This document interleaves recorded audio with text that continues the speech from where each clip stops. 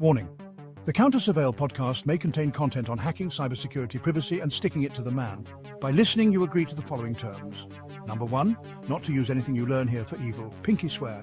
Number 2, we are not responsible if you get arrested, your computer explodes, or you accidentally hack the planet. That's on you. So don't blame us if you're on 14 watch lists, but you still keep hacking. And choose not to learn better OPSEC, because watching old anime is more fun than learning new tradecraft. And remember, number 3, the NSA and FBI may be tuning in, but hey, that's part of the thrill, right? Wave hello to your FBI agent. They probably really think they're the good guys. Number 4, any resemblance to actual hackers, living or dead, is coincidental, except when it isn't. Wait, what? Number 5, so go grab your Jolt Cola, balls, and clubmate, or something a bit stronger. Be the stereotype everyone thinks you are and fire up your terminal and bite into this wild ride through the interwebs. Number 6, if you get owned, don't come crying to us. Just Control, Alt, and delete your tears away and suck it up. You're a hacker, damn it, not a crybaby. Learn from it, adapt and overcome. There's no crying in hackerville. So remember what the elders of the internet once said. The consequences will never be the same. Just don't blame us if you end up on a government watch list.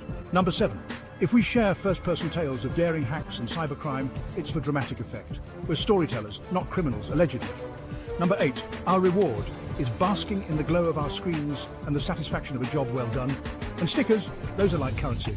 We won't hawk whereas here, but if we like a tool or site, we may talk about it. Nothing is monetized. Also, screw those VPN ads every YouTuber has nowadays. You should all know better than to sell snake oil. Number 9, any clever puns dropped by Alt key that make you chuckle? Let's be real. Havoc thought of them first. He's just letting her have this one. What a guy. Careful, your internalized misogyny is showing. Number 10, happy hacking, folks. And remember, the only thing more secure than a password and YubiKey with a side channel vulnerability is a tinfoil hat. Trust us, we've tried both. Sledge looks most at home in the hat.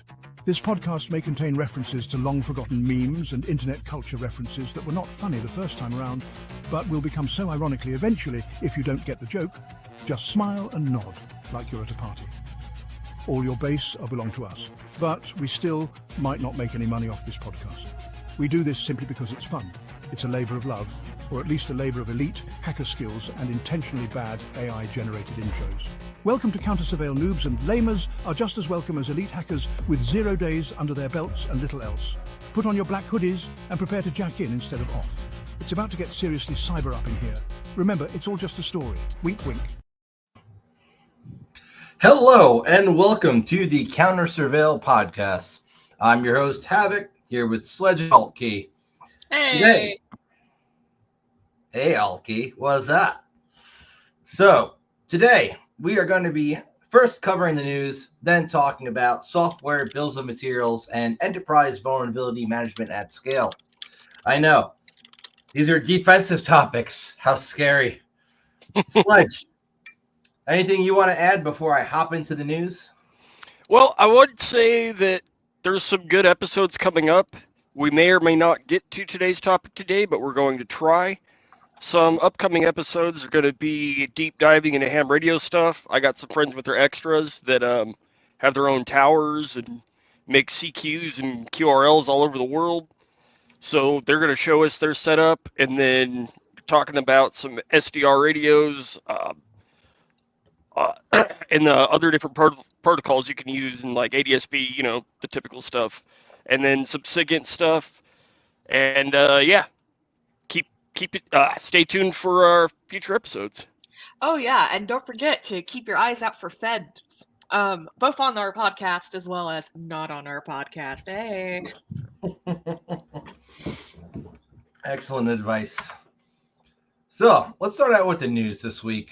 Is my freaking screen updating for you guys? I still see cybersecurity updates February 12th on the screen, at least on the one for the cast here. Doesn't seem. I see February 17th. I see Sledge. All right, let me fix that.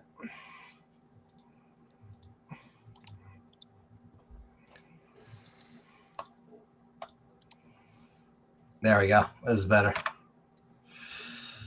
So, starting off this week in the news, we got some updates. This is just practice for tomorrow when I do this for my company. Fair enough. All right. So, just impact on national security.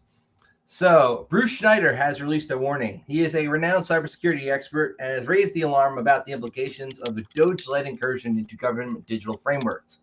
He asserts that his scenario represents an unprecedented breach threatening the integrity of national security systems and data.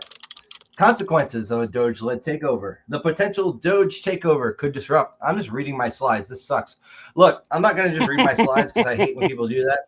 So let's instead of me doing that, let's just talk about this. What do you guys know about this Doge thing that's happening here? What I've heard the news about it. I've heard different people's opinions on it. Me and Autumn go head to head on this one because she's very much has the opinion of one major brand of political discourse, and I'm kind of in the middle, and she's trying to convince me one way. What do you guys think? Good thing, bad thing? Being as apolitical as possible, because this is not a political podcast. This is a hacking podcast. It's hard to comment on this without having an opinion. Like, I don't know enough about it to actually tell you guys an informed decision, simply because I am not a federal government employee, so I'm not seeing the inside workings. All right, and separate and apart from this, layoffs at CISA. So we've seen a lot of drama with CISA lately. This is CISA and the NVD as well. They've both had dramatic funding cuts. This recent layoff at CISA has led to the entire election integrity department within CISA being laid off. Now, without dragging politics into it, CISA does have a lot of important functions, right? They released the KEV, the Known Exploitable Vulnerabilities Catalog, which lets us people who work in the defensive side of the world know what the attackers are doing so we can better prevent and prepare ahead of time, which is going to tie into a bit of the vulnerability management stuff we're going to be talking about later in the cast. So when it comes to layoffs at CISA, that's not a good thing for anybody. That is arguably, at least for the hacker community, something that's important. Pacer Tracer, welcome. Hey! Hey, guys. Fucking Max, am I right? Yeah. Oh, dude, I had to reboot it. Like, I don't know, my password wouldn't work, and I know I was typing it in right, and I had to reboot it. I've seen that glitch before on an iPad. Do you need me to look it up for you? Yeah, right. Thank you. Yeah, please do. I've actually done that for one of my friends. He was like, dude, my password's not working in anything. And I just went on Dhash and I found an old password of his. I'm like, is this it? And then he tried it and it worked. And he was like blown away. He's like, how'd you know my password? I'm Dude, like, I've never seen one on Dhash actually work. They're always just super old. God, so he must never change his passwords. They're usually at least 2 months old because first you have to have a data breach. Then it has to get leaked somewhere like, say, the Fed forums. And then somebody needs to spend the time and dump that into Hashcat. So by the time you get access to that, it's usually, if you have a month-long password policy, you know, it's already, look, another thing, CISA offered guidance not too long ago saying this whole rotate your password every 30, 90 days thing. Nah, that's stupid. You don't have to do that. Where'd he go? He disconnected as far as his audio and video is concerned. I think maybe he locked himself out of his iPad again. Oh, he's back. He's back. Don't worry, we're not laughing with you. We're laughing at you. Oh, I know. It's okay. So the layoffs at CISA, all right, it's not good news for anybody. Is kind of what I was getting at. When you're cutting funding to the people who are letting your his videos. I'm here. I'm just gonna grab a drink. I'll be right back. He also has a pimple. You know, there's a secret. If you drink out of a coffee cup and blow into it, nobody knows you're drinking vodka at work. I'll try to remember that. That's like putting White Claw in a water bottle. Or you could just drink something that's a darker color so it actually looks like coffee. Why has it got a head on it? It is a frappuccino. There you go. But it's not sticking to your beard. I mean, I don't have a beard, so problem fixed. Yeah, not everybody is like Autumn and can grow a beard. Okay, media outlet cyber attack. Lee Enterprises. So this was a substantial operational disruption across a bunch of different newspaper and media platforms. The people who have done the investigation so far believe it was the work of skilled attackers exploiting vulnerabilities within their digital infrastructure. Why do they have vulnerabilities within their digital infrastructure? Should you not be patching? Is your patching taking too long? Once again, we're going to be talking about patch management later. So there you go. Service disruption details following the cyber attack. Not only was their data center compromised, also media servers used for caching were compromised. This not only affected that news organization, which was one that kind of distributes news to other places, but also hindered comms within the company itself, its affiliates. And so far, they don't know what the heck happened. They haven't released their little form they're required to put out by the federal government saying, this is what happened, and we're investigating and have hired a DFIR form, that little 8K or 10K form, I forget which one. And who's got the noisy keyboard? Me. Hi. Woo. So I'm glad you asked. The keyboard needs to be more clickety-clackety. Like my keyboard's very clickety-clackety. Talking a clone of an old IBM that is extremely clickety-clackety. You gotta have MX Browns or something. Oh yeah, it's got Cherry MX switches, man. It's sweet shit. Cherry's the best. Indeed. So about this slide, did they say how long it took for them to detect it? No, not in their reporting that was released. Because the average is what, like, I can't remember, almost 4 months or more. Yeah. The industry average, surprisingly, is more than 4 months from detection to remediation. Now, sometimes you have early detection, and then you put out a news release, and then things turn out to be way worse than they actually were. Like with LastPass, initially it was, our dev environment was breached. And then it was, our dev environment's actually a one-to-one copy of our production environment. But don't worry, it's encrypted. Then it was, despite it being encrypted, I mean, if you had like maybe a couple $100 and some AWS, you could probably crack it. And then it was MD5 is encryption, right? All your passwords, Remember, you can't push to prod on a Friday if there's no difference between dev and prod. Remember, it's still encryption, even if you implement it solely in JavaScript. There's a password on my spreadsheet. That counts. And then you always got to push it right before the holidays, too. You ever watching the news and they're like in a newsroom and you have like a high def camera, a TV rather, and you kind of zoom in a little bit and you see like they have Post-it notes on the screens on monitors with like people's passwords, and you're like, it has to be a honeypot. There's no way, but oftentimes it's not, and it's just sad. Anyway, moving on, vulns and patches. So, Microsoft February Patch Tuesday this month. We have active exploitation going on by North Korea. Not surprising, or people at least pretending to be North Korea. We got a mix of 0 days that have been fixed, as well as Apple getting a critical 0 day fixed. So if you have Apple devices, including an iPhone or an iPad, that's you, Pacer Tracer, it's time for you to go to that area and push your updates. Go into your settings, push your update.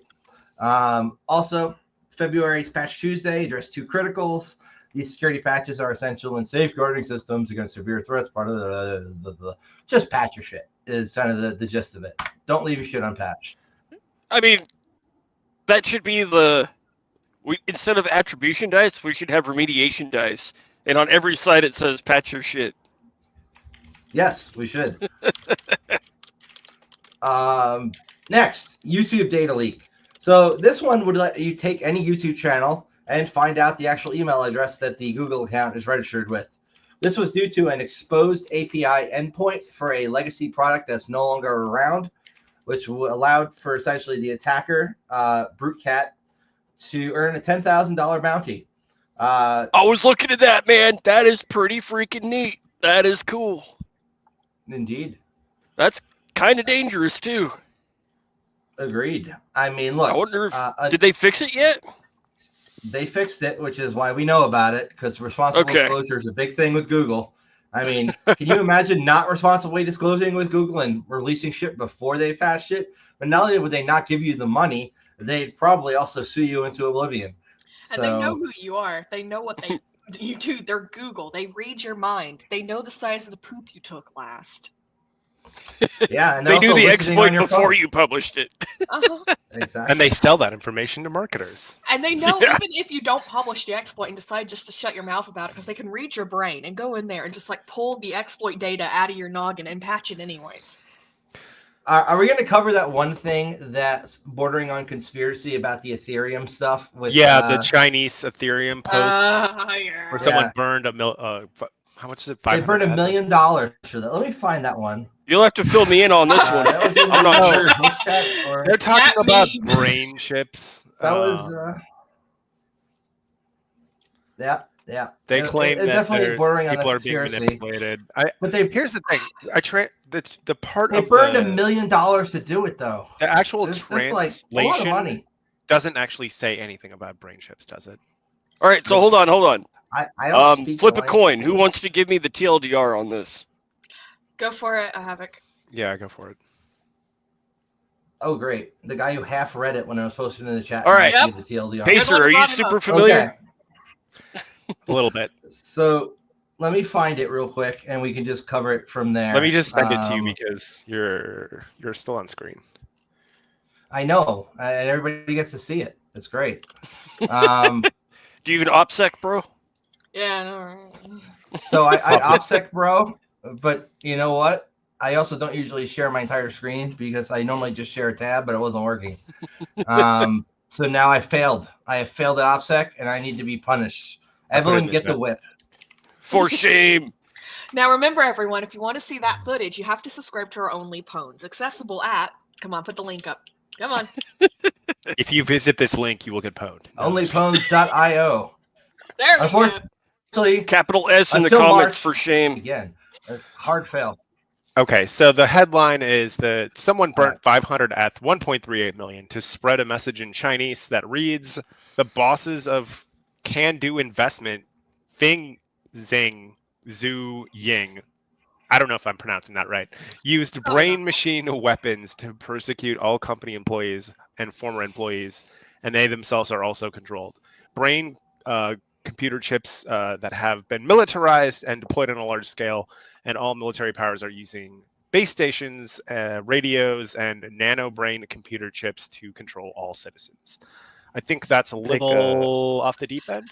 Number one, Ghost in the Shell with a side of, fuzzing. So And, To burn $1 million on this, though, just to get it written into the chain, and that's the story there. The schizo guy burns $1 million to spread schizo shit is pretty much the. last I knew, who knows? Maybe I'm wrong. Last I knew, they didn't have a solution for brain human chip interfaces that solve the scar tissue Works. problem. So when you have, They don't. yeah, I actually have published research on this. Believe it or not, y'all can look that up. you know what I'm talking about then. The I scar- do. Yeah. You can't really encapsulate as well as solve the scar tissue issue and have an outside connection from the chip. That has not been done to what I know at this point. Yeah. On a technical level, how did they do The this? amount of,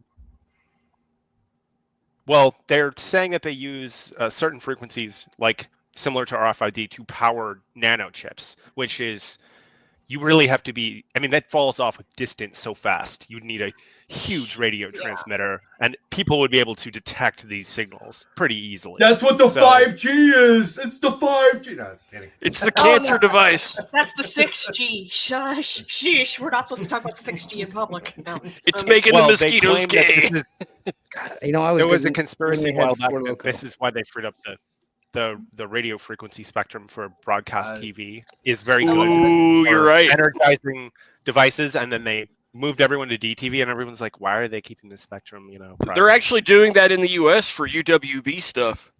Okay. Ooh. Oh, and Daniplex, you wanted to say something? No, I was talking about Four Loko being much better than 6G. Mm-hmm. Oh, Yeah. Oh God. What if 5 Loco is just the data chip in our noggins that we don't know is there? I think you've cracked the code. They'd better brand it that. I'd love it. Then everybody starts getting sick. All right.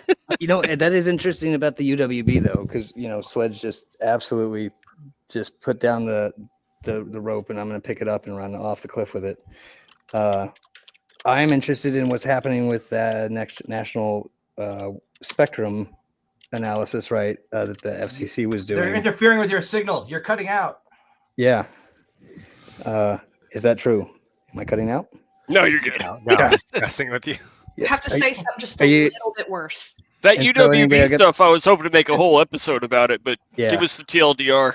Well, it's just, with the administration change and everything going on, I'm wary about whether or not that's going to be completed. And it's one of the kind of requirements for the UWB utilization in the US. They passed and standardized all that in Europe, but they have not yet done that here. And until about a month ago, it was kind of a shoo-in that it was going to happen. And now I'm not sure where that stands anymore. So that's an interesting thing to watch. The FCC won't let us be. They won't let me be UWB. Free to people. Hex the planet. On this podcast, we should be down with other people's personal wireless signals. I mean, I'll spin up my. Wait. There's a cat. Everyone, Pacer Tracer has a cat. We need to stop he the was entire cast. he was attacking me. This is Milo. Oh, He has a radio frequency tracker collar on. See? Hey, I'm not the only one with a cat that bugs me when I'm on video. Holy crap! The feds are gonna chase you through your cat. I know. Well, it's a homing I'm kidding. beacon, so it Oh, generates. that's one of the other things that they claimed in that crazy thing that they're controlling the animals in that whole. They're controlling the animals to spy on you. Was in there too. See, That's why they're all humping each other. I'd be more apt to believe that they changed the code in the simulation than before. I believe brain chip interfaces and nanochips are. I'm with you on that because we all know this world's just running like Windows XP Service Pack 1 on the shittiest hardware some alien could find. The architect died and fell asleep. Like he's long dead and he's just been running. And he probably died in 2011. And that was the real end of the world. I'm good with all that. I'm good with what are you Optimus Prime talking being about? real.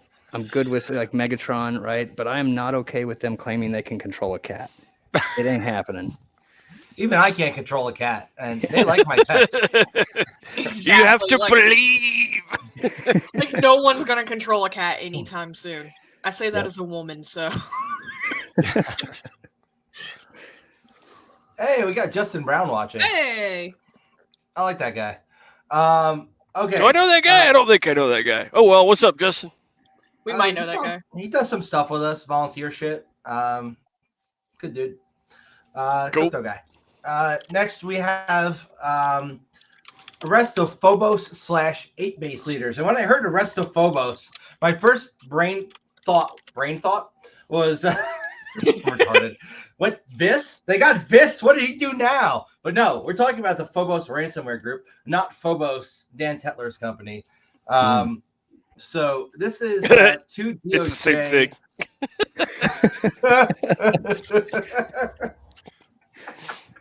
The opinions expressed on this podcast are not those of the individual. Yes, They do like- not represent the yada yada yada of our employer. I don't know. Okay. Phobos / 8 base leaders. So DOJ got him. High profile arrest. Decisive move against entities responsible for multiple cyber crimes. Victim impact cost about 16 million. Compromised over 1,000 victims. Yada yada yada. Europol helped. They collaborated closely. Yada yada yada yada yada. More cyber criminals down. You know what that means? There's just more room in the market for more cyber criminals. Speaking of, hire me, please. I need a job. It's been a year. Tactics used by Russian threat actors. They're mimicking official comms. So they're sending out emails as legitimate agencies, taking advantage of holes in Microsoft's 365 bullshit where you can echo spoof a known address. They are It's actually just their increasing- ChatGPT subscription. Yep. cripple them by removing access to ChatGPT. They are exploiting device code authorization So if you ever like log into Google, right? You know the difference between logging into Google to sync all your devices and all your Google services to a new browser versus logging into Google to authenticate to a website. It's kind of like that with Microsoft, except more retarded, because they're essentially enrolling devices as if they are on-prem devices, which you really should be locking down if you're an AD administrator. You should not be allowing not Copilot, the other pilot, autopilot devices to automatically enroll just by authenticating and providing a multi-factor code. You should be controlling that from your end. So we're also seeing device code phishing attacks. I was just going to say that. I heard. I've been hit by a couple of those already. I've heard municipalities that have obviously they deploy MDM on all of their. What's up, Sledge? Back to Havoc. I interrupted him. Okay. No, you didn't. You got to shut me up sometimes. I heard they were buying devices that end up being, recycled out, and they end up in China, and they extract any certificates that are left on there because sometimes devices that are retired, aren't properly wiped, and they're using, because they have certs on them like AD certs, and they're checking their MDM and they're seeing devices enroll from Chinese IP addresses, and they're like, uh-oh. You think they up their tradecraft and get a good VPN? I was gonna say, that sounds like a real miss on the. You went all the way there and then forgot to put your ski mask on. Yeah. And then sometimes you can just straight up call and convince somebody like, "Hey, can I use your phone real quick for 2-factor?" or something. Well, there's also just getting position on the network and then just looking for an open relay, right? Mm-hmm. I mean, you talk about back in the day, Adrian Lamo used to use the reverse proxies that were misconfigured to get at the corporate networks. A lot of these same vulnerabilities are very similar in methodology. It's just different, more modern tactics. If they were smart, right? And not that I'm going to give them a leg up, but Azure AD has this really cool application proxy feature. So you could literally just define an arbitrary, if you had any level of enterprise app admin role, you could potentially define a reverse proxy connection into something like Power Apps, and then utilize that platform to establish a actual internal link where it would look like you're coming from a Microsoft hosted Azure proxy IP. Interesting. Something.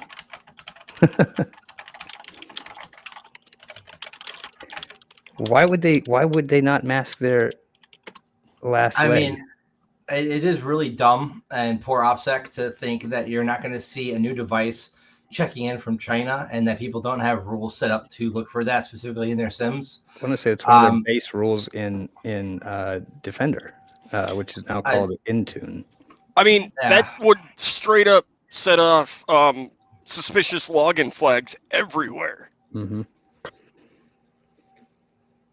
That makes me wonder. Assuming they have that. Well, that makes me wonder if these were not the test to see what would get them caught, as opposed to the actual attacks. Yeah, or it could have been their canaries. Have Chinese, Chinese offices, so they have to allow some access. That's true. Maybe. Yes. As Porter Tradecraft just put it, thank God for dumb bad guys. They keep us employed. That they do. They do. Thank you. You're it's not going to work. There's no way. The smart ones can just check out, but the dumb ones can stay around. We need the dumb ones. I need to get employed again, okay? And reminder, don't get political because we're going on to challenges in cybersecurity legislation. Okay. Open letter from security experts. Coalition of 193 experts has publicly condemned the UK government's demand for Apple to create an iCloud backdoor. This open letter highlights deep concerns. Good. I agree with this one, personally.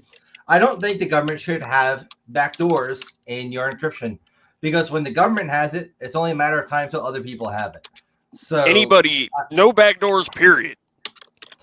There's a reason we should have secure end-to-end expectation of privacy and secure comms.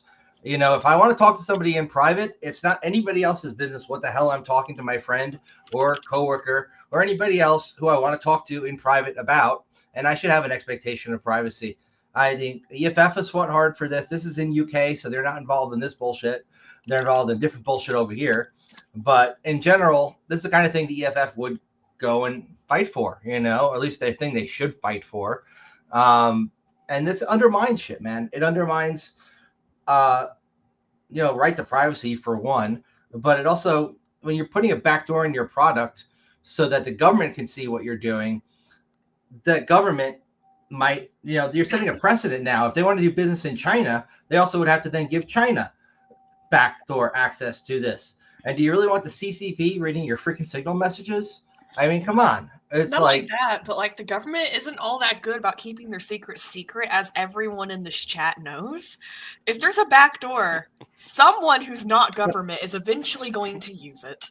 Government's going to govern. Well, so I'm gonna play devil's advocate on this one because I'm 100% in the same boat with everybody else here, right? Like, don't mess with my encryption. However, looking at the state of security and the level of which everything is compromised, maybe there is a counter argument to be made here.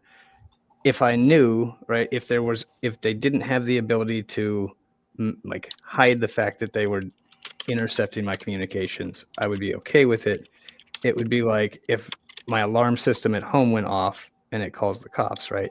It doesn't let right? It can signal you. You have different modes of discreteness in terms of the, oh shit, something's wrong here, right?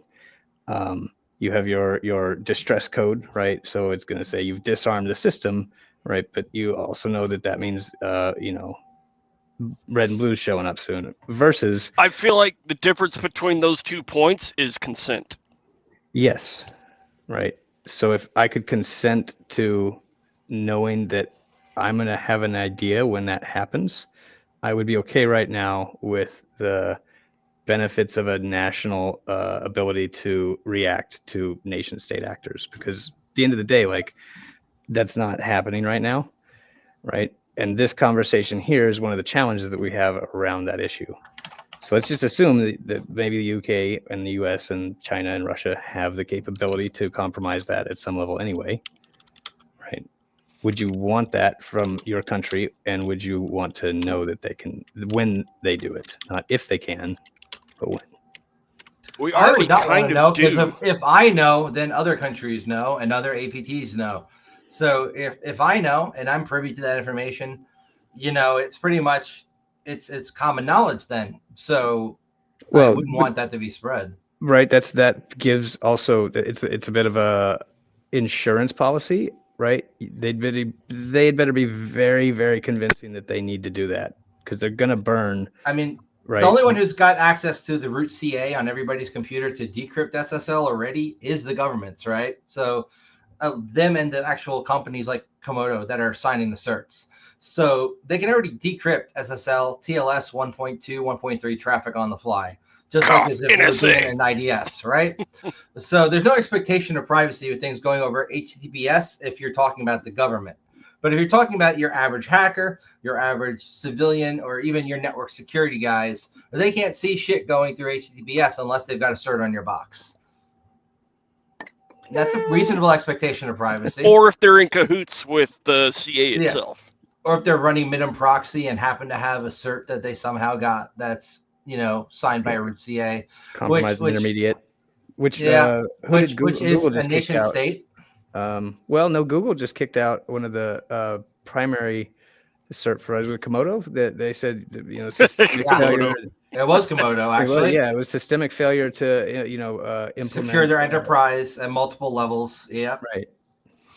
Multiple times they've been compromised. But before that, I can't think of one that was. GoDaddy had a threat actor in their environment for 6 years, and they were literally just stealing people's domains. And they'd be like, "Oh, sorry, you must have screwed up your two-factor and given it to a bad guy," never admitting to it until 6 years later. This kind of shit happens. That's not unheard of. Was Komodo the first one that got popped? Or I swear the one I'm thinking of starts with Digi. Yeah, Digi. Or DigiNotar or something. Oh. That one? Yeah. What was that? I don't Can't remember. remember. That was a long time ago. That was like a year ago. It's not that long ago. I remember this from like 10 years ago. I had to do a replacement of those certificates because we had signed off of there. DigiSign. No, DigiSign. it wasn't DigiSign. You sure? We have. Yeah, it was. Seen, It was DigiNotar. requests. It's on Oh, Wikipedia. yeah. Okay. Yeah. Okay. 2011.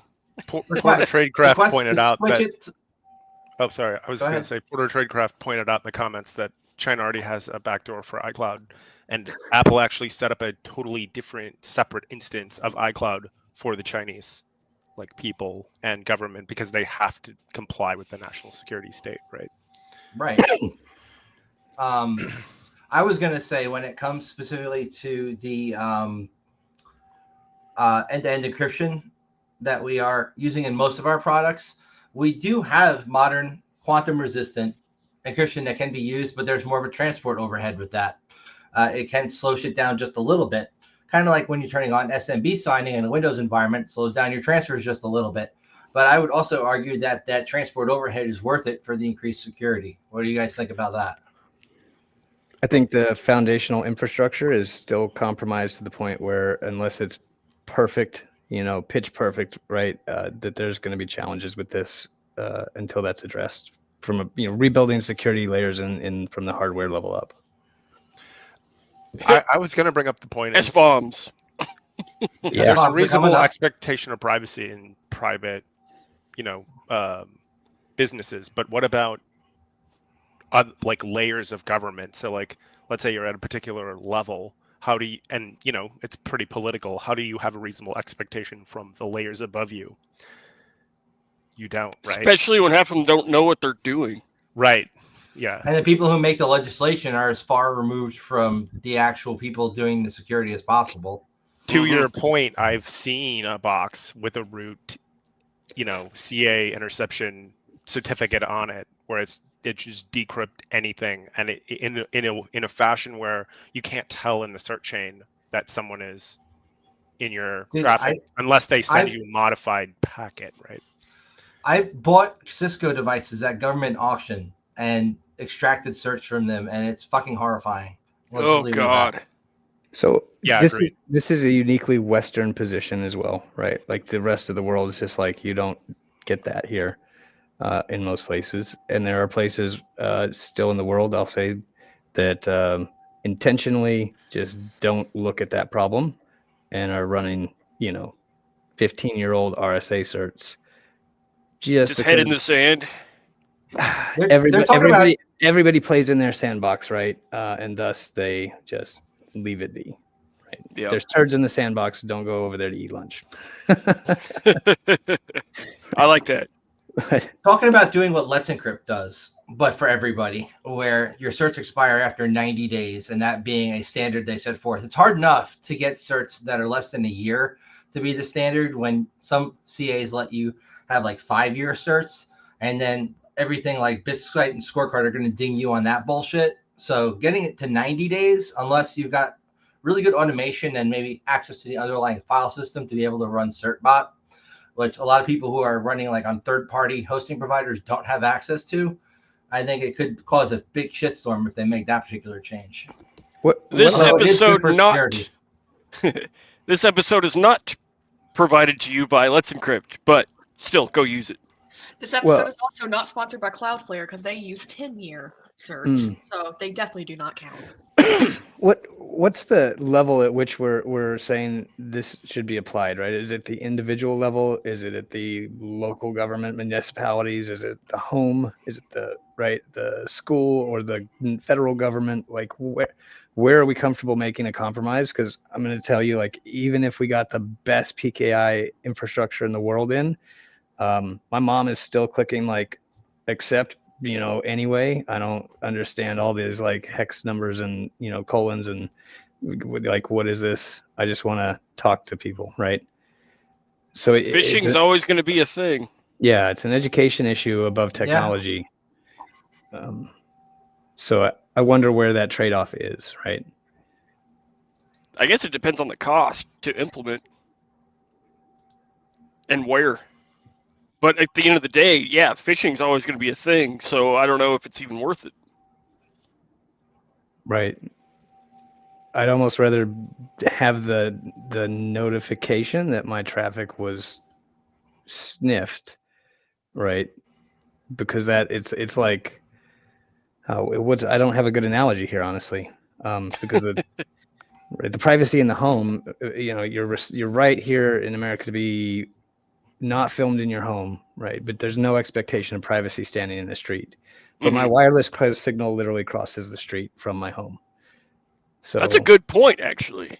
like, where are we with the And physical we've versus digital reality? And we've seen really interesting developments where even using consumer grade hardware, like an array of 6 ESP8266s on a card, you can actually directionally see where somebody is in a house based on their Wi-Fi that's propagating through it. Oh, people have reverse engineered the stuff the Israelis did and made it open source. Like it's out there to build and see. And you can even have an app now on Android where you can compare it with this thing and scan the area and see like freaking through walls where people are. It's insane. We just got a notification that our data has been sniffed. Yeah. But also, Thank you. Oh, shit, they're supposed to pay extra for that. Pay for its banana. that thing about Wi-Fi going into the street, Google got in trouble for that because they were driving around with those cars mapping that out for their stuff. Yep. They have a Mac database. You used to be able to actually query it. Now you can't. But yeah, you still use Weigel with fairly good results. With the right antenna, those data hoarders, you can sniff someone's Wi-Fi from space on a satellite. Like your Wi-Fi goes way further than you think. It's sniffable up to, I don't know, 20 miles away. It goes up. Antenna, I want to pivot, and we should do a longer, in-depth dive on like the wireless advancements. So UWB, we were talking about earlier. One of the primary drivers for them implementing that, two basically. One, they're required to implement physical and network layer security protocols from the ground up, right, to address the fact that wireless and Bluetooth and NFC and RFID, and none of those have fundamental security layers there, right? And number two is the ability to do fine grain ranging down to like sub 5 centimeters. So if you carry a phone in your pocket that was made in the last 6 years or so, the iPhone 13, I think, and the U1 chip, right, is a UWB chip that with 3 of those, you could basically, you could tell if somebody was taking a crap or like eating an, or like the fine grain ranging on that is going to be a privacy field day. Well, they did that for their tags, their air tags, right? Mm-hmm. Yep. So you could locate they even have a version of it on the remote for Apple TV. Well, it's going big scale with the connected cars, right? X2C. So now every vehicle in the next 5 years is going to have enough of those transmitters to build a triangulation for anybody that's near them. Well, you have your RF persona, which is trackable, but there's other metrics that all vehicles have had since like 2006 that are trackable, right? Like TPM. Yeah, true. technically. Yeah. I mean, we also have beacon analysis alone, which can be used to identify a device even if the Mac is rotating. You're beaconing out for the same Wi-Fi and Bluetooth devices. It's fairly easy to correlate that's your fucking device, regardless of where you're going.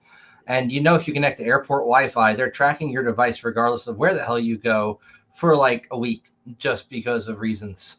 So, I mean, it's fairly easy to build a device profile, looking at network traffic and looking at correlating that with Bluetooth traffic. And I think that's already built. I mean, they use that in shopping malls. It's not like it's secret technology at this point. They combine it with the little beacons that both do ultrasonic sound, as well as there's ones that do Bluetooth low energy, and 5 meters. They pretty much, yep. So there's my challenge. So BLE5 would be 5 meters, right? With some of the wireless tech that you were talking about with the multi transmitters, you can get to 1.5 meters, I think is the best previously, right? So the next round is that much, right? Mm-hmm. Accurately at 200 meters. And so it becomes, and the device is intentionally, specifically assigned to you and your identity, whereas the attacks you're talking about, yes, like scientifically they were achievable, right? In research environments, yes, you could do it in the mall. Could you target a VIP using that technique? It'd be much easier to do other low-tech things, right? And this introduces this whole concept of, right, the ability to backdoor technology and the ability for that to have direct ramifications on individual, like, physical security, as opposed to, like, I'd have to hit your house with a rocket to say, I got the 5 meters, right? versus this. So in terms of the UK being able to go into there, I don't know. I'm on the fence on it, really. I will be suing them for GDPR, and we're going to make millions and bankrupt the UK government. But There you go. I'm just... There you go. All right. Before we move on to emerging threats, Are we you have tired of from using our VPNs non-existent that are sponsor. slower than your grandma's gossip circle? Do you want to secure your internet without breaking the bank? Well, I've got the solution for you. Roll your own fucking VPN. First, you'll need to buy a cheap VPS. Don't worry, it's like renting a tiny apartment for your VPN server. Then install WireGuard. It's like setting up a super secure, high-tech tunnel for your internet traffic. But wait, there's more. With WireGuard, you get blazing fast speeds and top-notch security. It's like having your own personal internet ninja guarding your data. Just generate some keys, configure your server and clients, and you're good to go. It's easier than making a decent cup of coffee. So why settle for slow, overpriced VPNs when you can roll your own? Get a cheap VPS, set up WireGuard, and join the ranks of the VPN elite. Trust me, it's worth the effort. Roll your own fucking VPN. It's like DIY for your digital security. Roll your own fucking VPN. Secure, fast, yours. I have to say, I agree.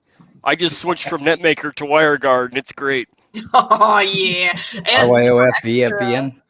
And for extra pwn points, please use Linux and then use WireGuard. Oh yeah. Did we get paid for that? Do we have a no, sponsorship? No, we don't. I Someone- literally just made that within video. Please like, use as our we were affiliate talking link about. for your VPS host. Yeah, the affiliate Oh, yeah. link is Only Pwns, and it is available at DigitalOcean. Totally. Just make sure you don't have Honey installed. Did, Yeah. you should have made, oh, that honey fiasco was fucking hilarious. You know, Go just ahead. to put a point on you were talking about that Bluetooth sniffing technology. I'm pretty sure we have somebody in the audience that was an executive for a company that pretty much invented all the patents for that. If you look up on Google Patents. Yeah, I'm Interesting familiar with who stuff. that person is. Yeah. And, I saw one of his comments. So we got some emerging threats. Bad Pilot Access Broker. They are related to the Sandworm Group, and they have been using sophisticated hacking techniques and dumping stuff to access brokers. Essentially, access brokers, for those of you who are uninitiated, are when asshole hacks company but doesn't have skills to then pivot further into company, they resell access to initial access brokers like Magbo Marketplace, for instance. And then those assholes bid on places that have been compromised because they themselves don't have the skills to hack from external, but they are good at internal. So they collaborate and essentially pay for the access that these other assholes have got. And then the second threat actor takes over, tries to exfiltrate data or ransomware computers or God knows whatever the hell else.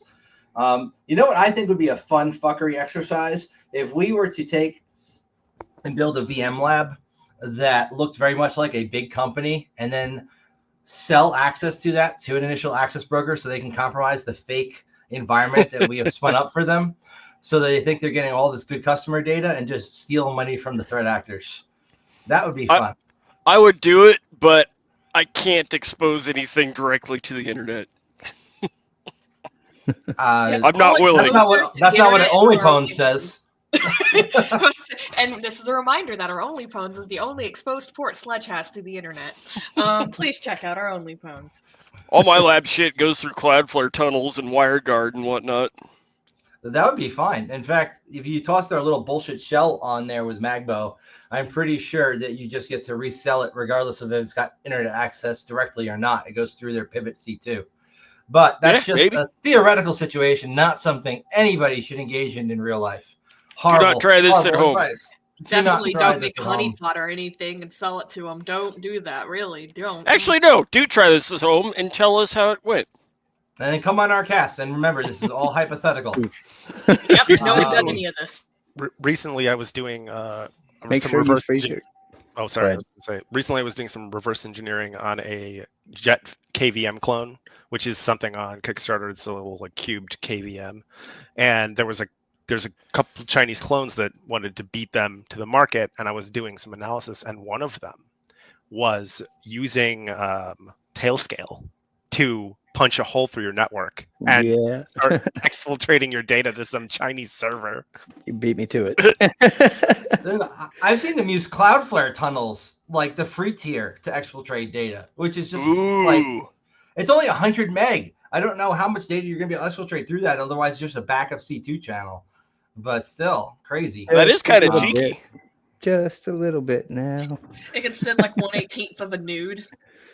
Can't we just stick to the Dude, that's old like- methods yeah. of using like the Discord CDN to host your malware? And, like, come on. They really just Um, wanted to go back to AOL like download days. The GIF was like, Yeah. I mean, back in the day, I would do When we DNS said hack tunnels. like it's 2001. All right. One pixel at a time. sorry, Abbott. DNS tunnels over iodine rarely ever got caught. And it's 53 and it's going on UDP until it gets too big and needs to go on TCP. I don't think anyone's ever caught me when I was using that as my covert channel. On Nice. penetration tests, of course. It's Indian spyware revealed. So this Indian company has been Italian. caught. Italian. Oh, wow. How did I do that? Hey, Havoc, your alcoholism is not Yeah. being covered very well. Racist. That was Hey, an off by Mario. one error. .in.it. Dude, I have sexlexia and I don't remember the names of the women I've slept with. So let's move on. We have impact of malicious apps here. So their activities are beyond immediate malware warnings. Essentially, millions of people are affected due to these malicious apps that have been released. The Lookout analysis has confirmed malicious capabilities in disguised applications, reinforcing importance of security awareness, security vetting. Look, who has ever had application whitelisting work in an environment? I have had this tried at many companies. I've never seen it properly implemented where they don't try it and then say F it. Okay, you, hands up. Yeah. You're getting a spotlight. Talk about how the Okay. hell you made that work in real life, because I've never had success making that work in real life. Yeah, I worked at CyberArk, and we deployed EPM, and it depended on how much money the people and how priority it was. But you are correct that in the majority of cases, right, people, companies, in fact, I've never seen individuals do this unless they're from this community and have specific reason. But from a company perspective, right, or a scale perspective, most of the time it gets turned on in training mode, and I'll say the technology is not sufficiently mature enough to allow a level of confidence to make the switch, right? And we all let's go to CrowdStrike, right? What happened there, and all the way back to Carbon Black, when it used to just be like, you know what I'm going to do today is choose violence and blacklist LSAS, right? So I've got a story about this Yeah. too. I did 2 different tests for a company where it was basically blacklist. Well, it was a breakout test. So you get logged into a Windows machine and the goal is to break out of it. And they had application whitelisting. Couldn't run anything, nothing worked. But CertUtil did. So you can use CertUtil to download and then execute, and then boom, we're in, done. Test over. And didn't catch that was a child process and lock that shit No. down? Because CrowdStrike does that Cert now. extensions, loading cert extensions from domain URLs. And that's some good living off the land shit right there, man. Like Yep. CertUtil's a go-to, right?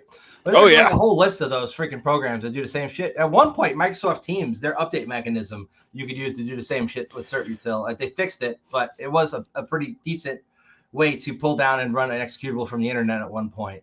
I was just confused because they've been hit with the CertUtil thing 3 times, and never fixed it. So is there like a challenge to whitelisting CertUtil or what? Ooh, it's easier to CertUtil is pretty specific. You should be able to monitor for that, like TTP, like that tactic. Mm-hmm. I'd say it's easier to identify that and respond to it than it is to block it and not cause irrevocable damage if you have a cert expire and you have to use that to do anything. Yeah. Right. Like you can't even log into the box to change the policy to allow the CertUtil because you just shut down your AD authentication pipeline. Yeah, risk versus reward not worth things. You're the risk analyst. What do you think? I'm gonna calculated risk. Calculated risk doesn't always work.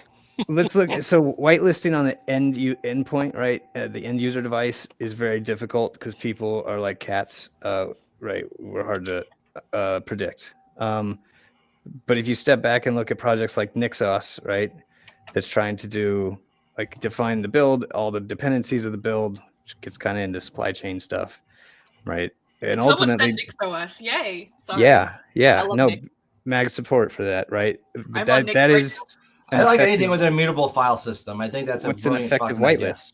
That's a whitelist, right? You've whitelisted every executable that needs to be on the system and only those executables, and you don't add things outside of that, right? But with like CyberArk EPM, I've used this to whitelist shit.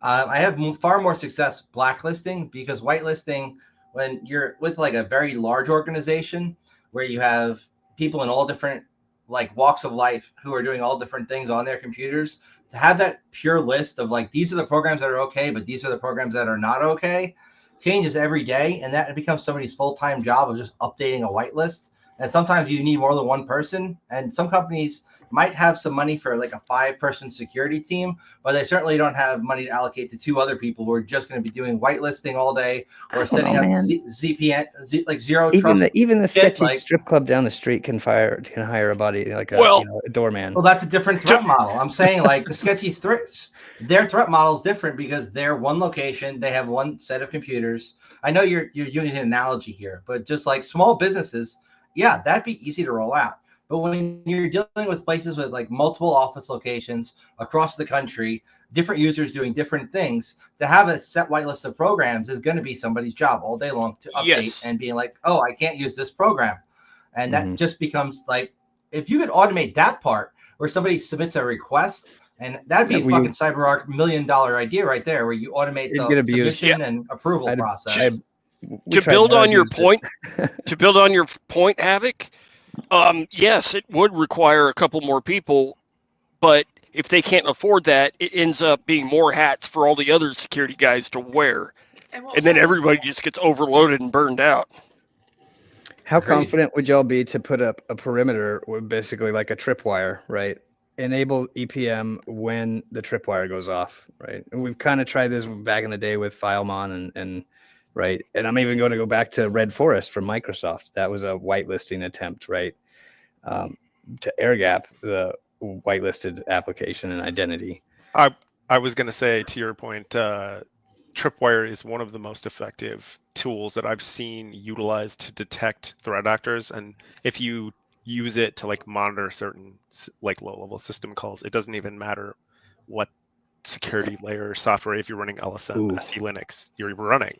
Whoever does this and makes $1 bazillion, please throw me some, just an envelope full of cash. But to that point, I've also seen like LSM used as the layer to manage a rootkit that is like invisible to the system for most administrators, and you're backdooring the security tool in that case, right? I've been on this kick about canary tokens, and I'm wondering if you couldn't actually canary token executables like CertUtil, right? Until you basically did an injection on, you've initiated the proper sequence to get the real executable, right? Everything else there is effectively canary, right? So if you just I feel like it works on paper, but It works on Pacer. Pacer, Yeah. you know, Sledge is in your infrastructure right I'm now. gonna need you to open a command prompt and or sudo and try this.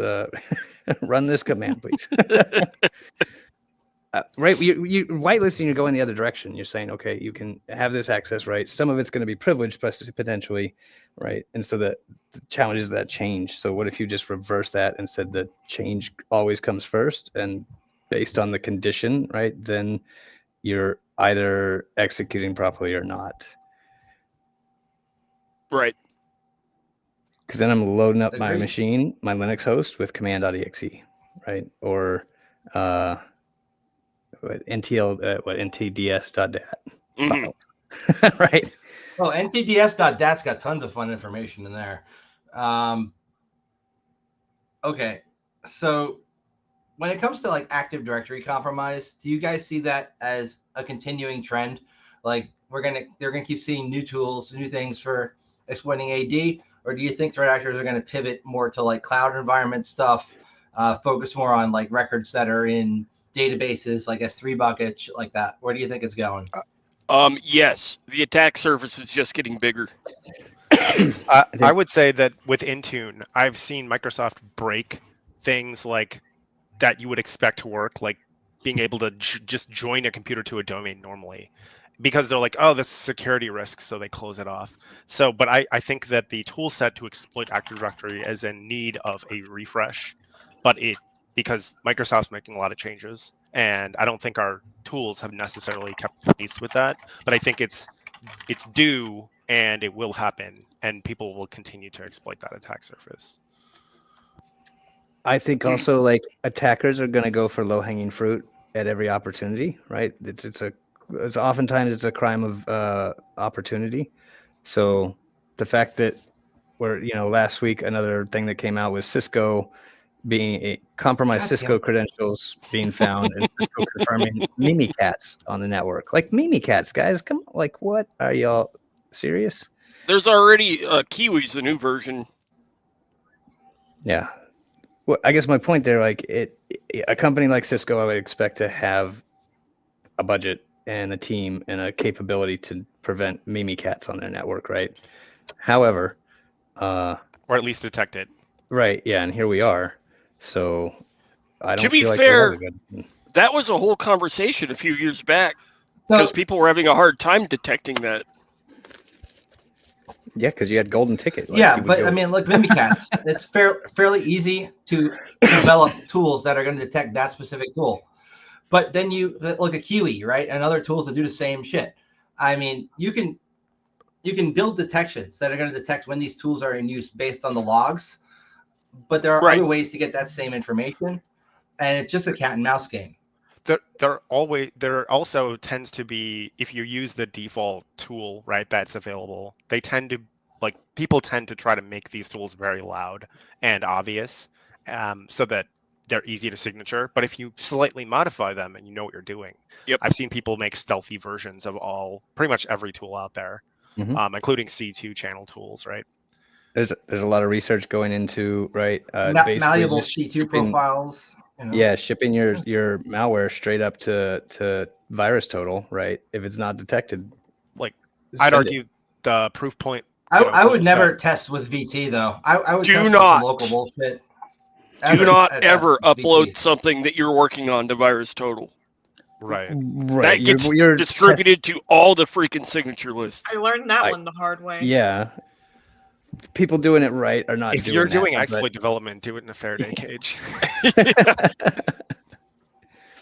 Yeah. So, I mean, none of this is stopping a nation state at the end of the day, right? Right.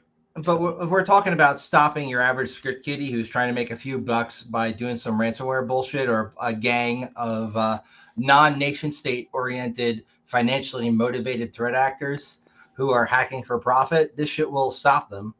Especially if you're doing it right. Keeping your shit up to date with patch management is great. And we're going to be talking about that very shortly, because that's supposed to be the theme along with SBOMs.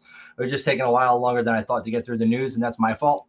But but when it comes down to like the nuts and bolts, if you have done everything right, but then you have an idiot user who clicks a link, your best prevention against that is like a combination of a good stack. Like you have shit that should catch it before it gets onto their computer. But once it gets onto their computer, you have to have a good EDR that's then also going to kill it before it can do any damage. And it should be using heuristic-based analysis, not just static, in my opinion, because things, you might have false positives you got to deal with, but to that point, right? It's about defense in depth. I was just going to say that. Having multiple vendors, like with all the VPN exploits that have come out recently, that's a talking point we could. And if you're doing zero trust right, if somebody rides in on a session cookie, that's only going to be good for that particular set of applications that they've compromised, and they can't then reuse said session cookie to log into everything else within your infrastructure without re-authenticating. That's the way it should work. Yep. And even if they do get onto a box with EDR, does that EDR have the capability to isolate? Well, let's talk about the real elephant in the room here is that if you don't have an ability to identify and respond properly, then none of this matters, right? You can there's no silver bullet. You got to have a team. Well, you've got to, you could be a team of one that just has the identification, right? Early detection and response capability. Let's assume compromise, right? Because while y'all were talking about this, and yes, 100% defense in depth, right? Slow them down. I was just imagining what is that the machine that is overly complex for no reason at all. It rolls the ball down and puts it in and pulls it up and then releases a straw. Oh yeah, something Goldberg machine. Yeah, Rube Goldberg, right? That's what I feel like security tooling is today. It's a Rube Goldberg machine. For those of you who don't know what a Rube Goldberg machine is, think Pee Wee Herman and how he makes breakfast. That's pretty much a Rube Goldberg machine. Yeah. It's just that instead of eggs, we're delivering payloads of malware. These days. And those payloads sometimes work. Wait, you can afford eggs? You must be a millionaire. Innovations only during that's why we ransomware. Disclaimer: only on security tests were authorized network. All right, guys. All right, guys. End of tangent. Let's keep going with the slides. All right. We had advances in encryption and strategies for active threat mitigation being pushed as security solutions. What do you guys think of those as mitigations for the shit we've talked about? Is somebody trying to roll their own encryption? They shouldn't be. No, they're trying to do quantum safe encryption, right? And because of that, I think I've also been reading some stuff, or I've heard stuff about the time value of the encryption that we have on data currently, right? And so then you talk about data lifecycle management. I'm all for active threat mitigation, right? I think, like I just said, assume breach, and if you don't have an ability to react to it, go cut your brakes in your car and see how well that works. Works good for me sometimes. Don't do that, please. Just kidding. It makes life interesting. That's it for the slides. Let's move on to the meat and potatoes now, since it took an hour and 7 minutes to cover, but 20 minutes of news. By the way, I covered this shit in my weekly morning meeting in about 5 minutes, just because we're not talking about everything and I'm just ranting real quick. So, but you also don't tell your coworkers about your only pwns. I did actually share that with one of my coworkers, and I'm surprised that he has not breached that info to HR. Let's try it. So now over to Havoc for the Hacky Weather Forecast. The Hacky Weather Forecast. Trisha Takanawa next. No. It's raining sideways. You're gonna get pwned. Back to you now. So.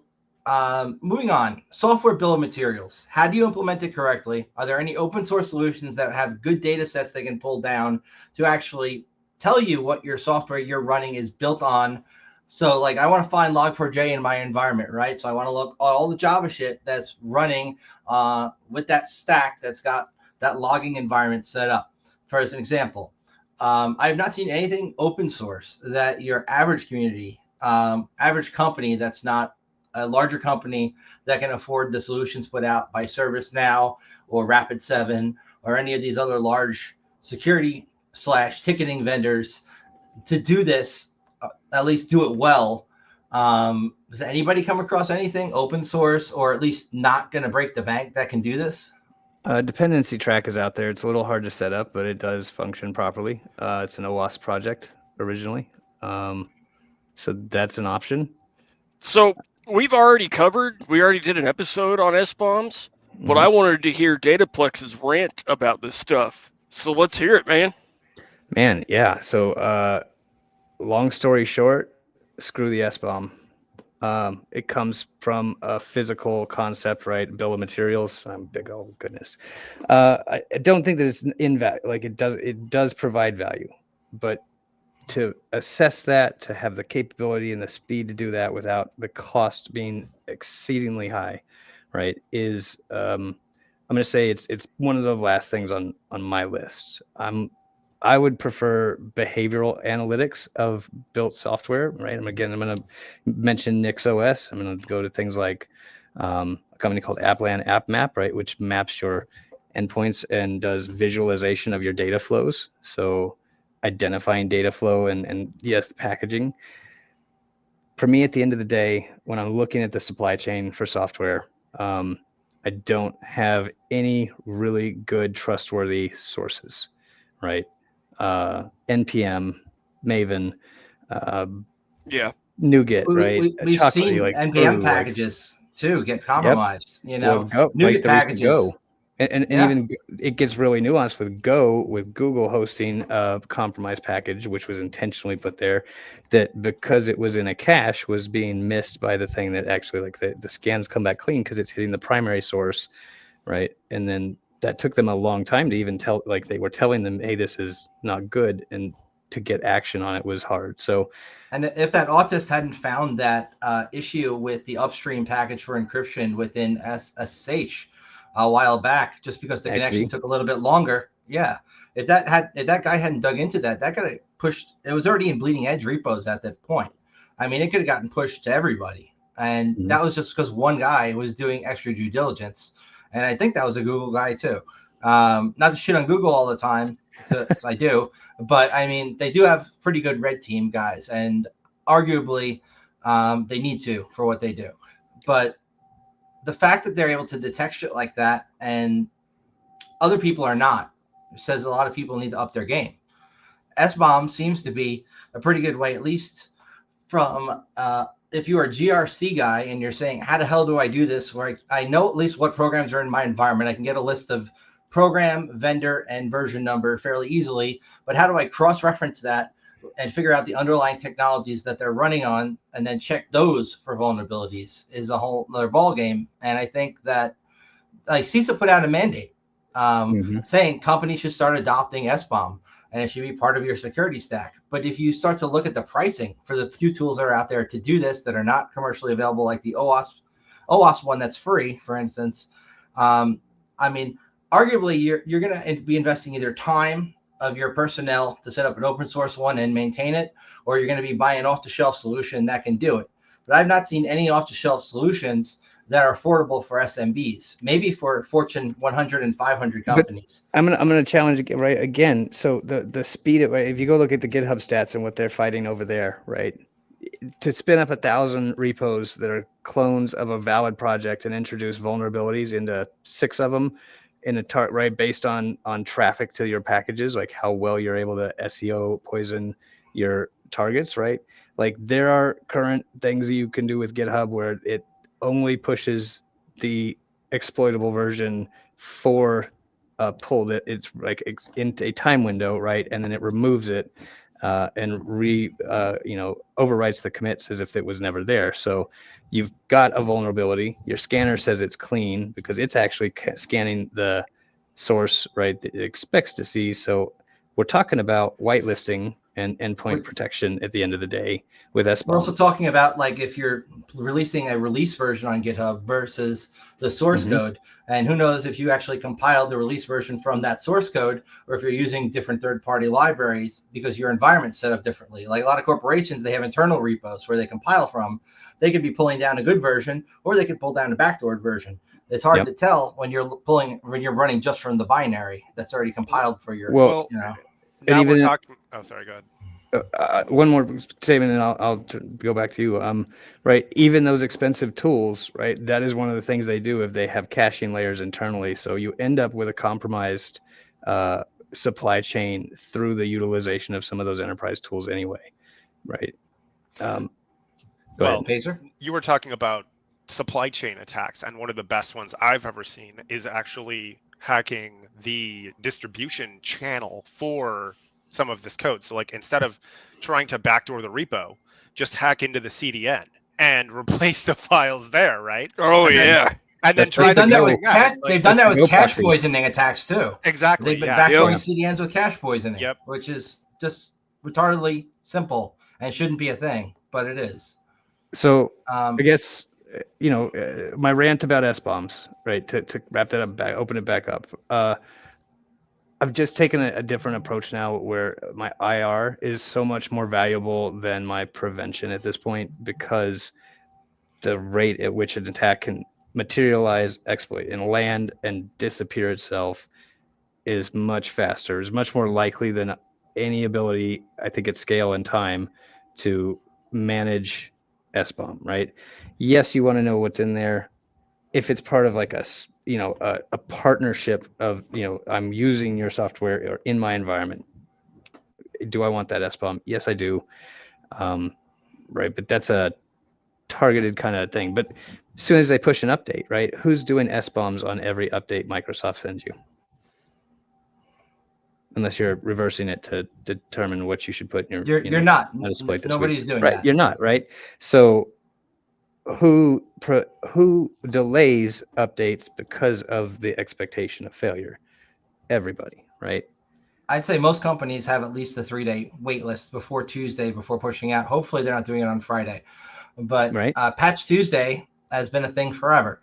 And I don't think too many companies are actually rolling out said patches on Tuesdays because of all the times it's broken shit. For instance, you push a Microsoft Windows update that may work on somebody else's infrastructure, but when you push it to your specific hardware, it blue screens your shit. And then your users are all pissed at you. And then you're fighting to get shit back up in the middle of a week. And you should arguably have a testing and deployment area That's right. with the same hardware but- that you've got that you're pushing for your end users. If you have a golden image for your users, it should be running the same image. Test it, make sure it works, and then push to production. Arguably, even people using Intune, people using other what do they call it now? It's not SCCM anymore. It's not what the hell, whatever it's called now, that fucking thing. Yeah. Like, arguably, the people using that Buzzword. are not always checking first, because we still see companies who push an update that takes out a whole batch of computers that they didn't expect, because it's hard to have, say you're trying to keep up with the times, you're giving new laptops to executives, maybe everybody else is running your old shitty Dells, right? But even if you have a fairly homogenous ecosystem with just one vendor, if you're acquiring another company, now you've got maybe Asus in the mix, other things. It's hard for, I would argue, a company's division that is tasked with patch management to have a physical copy of every kind of laptop or every kind of desktop that's going to be in their environment to test on before actually rolling out an update. There's an expectation Microsoft's going to test this first, or other vendors are going to test their shit first to make sure it doesn't brick systems. Yeah. And that's just not really there. I mean, for especially what they're charging for to keep using Windows 10, if you want to keep getting updates after October this year, I think they should be testing on different hardware, ensuring before they push something to production as a patch to fix an issue, unless it's a critical 0 day that they need to fix now and they don't have time to test on everything, to do a better job. Especially Microsoft, ensuring, I mean, pull back out of the like that instance, right? And on the macro level, it's unsustainable. At the end of the day, right? To do this properly, you're going to go back to what CISA based this on, which was a bill of materials, a physical bill of materials for a physical build of something, right? That's where the concept comes from. Cool. When you ship me a stack of servers, I'm going to look at the receipt, I'm going to throw it in the trash, right? Or put it in the filing cabinet or whatever. And I'm ripping boxes open, right? I'm not even actually probably verifying. I'm verifying the end result of the product. You think like you'd have a much better chance at tracking the change over time, right? In terms of like And I don't want to go behavior but yeah, right. So could you do almost like a commit based, change log of what's going on in the system and then correlate that to See, supply chain the question I have vulnerability? is, would that been effective if, let's say, the Taliban used that to analyze their pagers, right? No, they still would have gotten blown up, right? Nation state, sorry, give a pass. Script Okay. kiddies. Like, it. if you're Israel standing up a pager company in Lebanon If yeah, you're fighting that's massage, you're getting massaged. I'm sorry. yeah, straight up. Hold on, I'm getting it now. Goose goes honk. But to the other thing we were talking about, some of the challenge in making sure machines are patched, some of the hardest machines I've heard companies, and a lot of critical companies, right, like power companies, whatever, will have police, right, or like the police, they have workstations in the vehicles, and a lot of times they're hard to update. They have a long service life. They don't always have a data connection when they're out in the field. They're hard to sort of get your hands into and make sure they're patched. And it's a vulnerability point for a lot of organizations that have setups like that, where it's like if someone stole, because it's also highly likely that it will be stolen, right, out of a truck, and then it's like, what could they do with that? How do you address that problem? Trains have a similar problem. I was talking to a train conductor friend of mine, and he said they're still running Windows XP in the engine. They're probably safer than the rest of us right now. Probably. I dropped XP out of my exploit kit a minute ago, theoretically. I have a version of Kali that's specifically for compiling those 32-bit ones that they actually used to use on the OffSec exam. Because like there are some. 4. No, it's still a Kali version. It's just a 32-bit one that's now kind of depreciated. You sure it's not Backtrack? I've got Backtrack too, but I'm talking it's an earlier version of Kali that's 32-bit and still can compile some of those. And yeah, you can cross compile. I'm not going to say you can't. But Can for confirm. some of the things like on the old exam, you need to use the old machine to get it to work, especially on like an XP box. If you wanted to compile a certain exploit that was usable on a certain system that used to be on the exam, Dataflex can probably talk to this better than I can. You still had that VM for that purpose. Hey, look, there's a flying cat behind you, Pacer Tracer. Yeah, I know. Flying cats. Yeah. I was taking flashbacks to back in Solaris, like when everybody was running IBM PC compatible and Sadmin came out, right? And you had to compile against a Solaris build, and so like there were a lot of favors exchanged for that on IRC back in the day. Well, but oh yeah. Back to that point, I don't know if you guys have ever done any kind of product selection for ruggedized PCs, but they're always behind, 2 generations behind. Mm-hmm. And they always have stuff like, that's clearly exploitable. Like, sure, it might be BitLockered, but it has a DMA port on the side. Like, medical device is the same thing, right? Yeah. And here's my thing against so SBOMs are not capturing the full context necessary to make a good decision. So if you think that you're getting security by developing this complex long document, right? We've all looked at 50-page pen tests of false positives, right? And had that same feeling of like, damn, my time is, I want my 20 minutes back, right? Because at the end of the day, with a perfectly secure, your SBOM passes all the scans, right? You have absolute knowledge of every bit that is going to flow through there with a default password on a service, right? Porter Tradecraft made a point. Also, Cummins trains are running software that was developed by BlackBerry in 19. Also, 1982, I see and it's Frank 3-year is trying to service. get And it's like, Ricky. how do you secure that? I don't know. Yeah. I was just gonna make the case. Somebody just sent me this and asked me if it's legit or bullshit. I think it's bullshit. It's $2,000. It's bullshit already. It's more than that. It's $2,000. You're right. I thought. Oh, it was that's more just than the that. pants. Oh, you've got to be It's $3,000 kidding me. for the whole thing. So like $5,000, right? And you're wearing essentially a tinfoil outfit, right? It's a tinfoil suit. If I saw someone in public it's wearing supposed to that, I'd block be very EM concerned. shielding. It's literally a tinfoil Wait a suit. minute now. I mean, Why couldn't you just make it a lining? what I'd in the make suit? fun of Why them does it have to be too, on the couldn't outside? you just go spend Right. like $5? MC Hammer called, and he'd like Also- That's what I his was saying. pantsuit back. Couldn't you go and get one of those thermal blankets? that are Justin meant- is right. It needs emergency a hat. blankets. I mean, it's gonna have the He same needs RF to It's like blocking Better Call Saul, right? capability. Yeah. It's I want to bullshit. see the testing on that Snake because oil, that's not how bullshit. that works.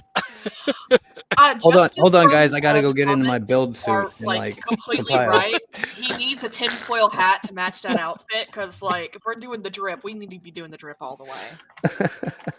No, but Like- for real, that's not really how that works. I want to see the testing on that thing. That's not how this works. That's not how any of this works. How do you QA test that? You kidnap a Teletubby in it. It definitely failed the SBOM. Yeah. Probably dropped a few F-bombs on that price tag, too. Porter's like, I have a Faraday hat to go with it. That's I right. think he actually Yeah. probably does. He does. No, but my question he's is, got- how much does it cost? It's a lot.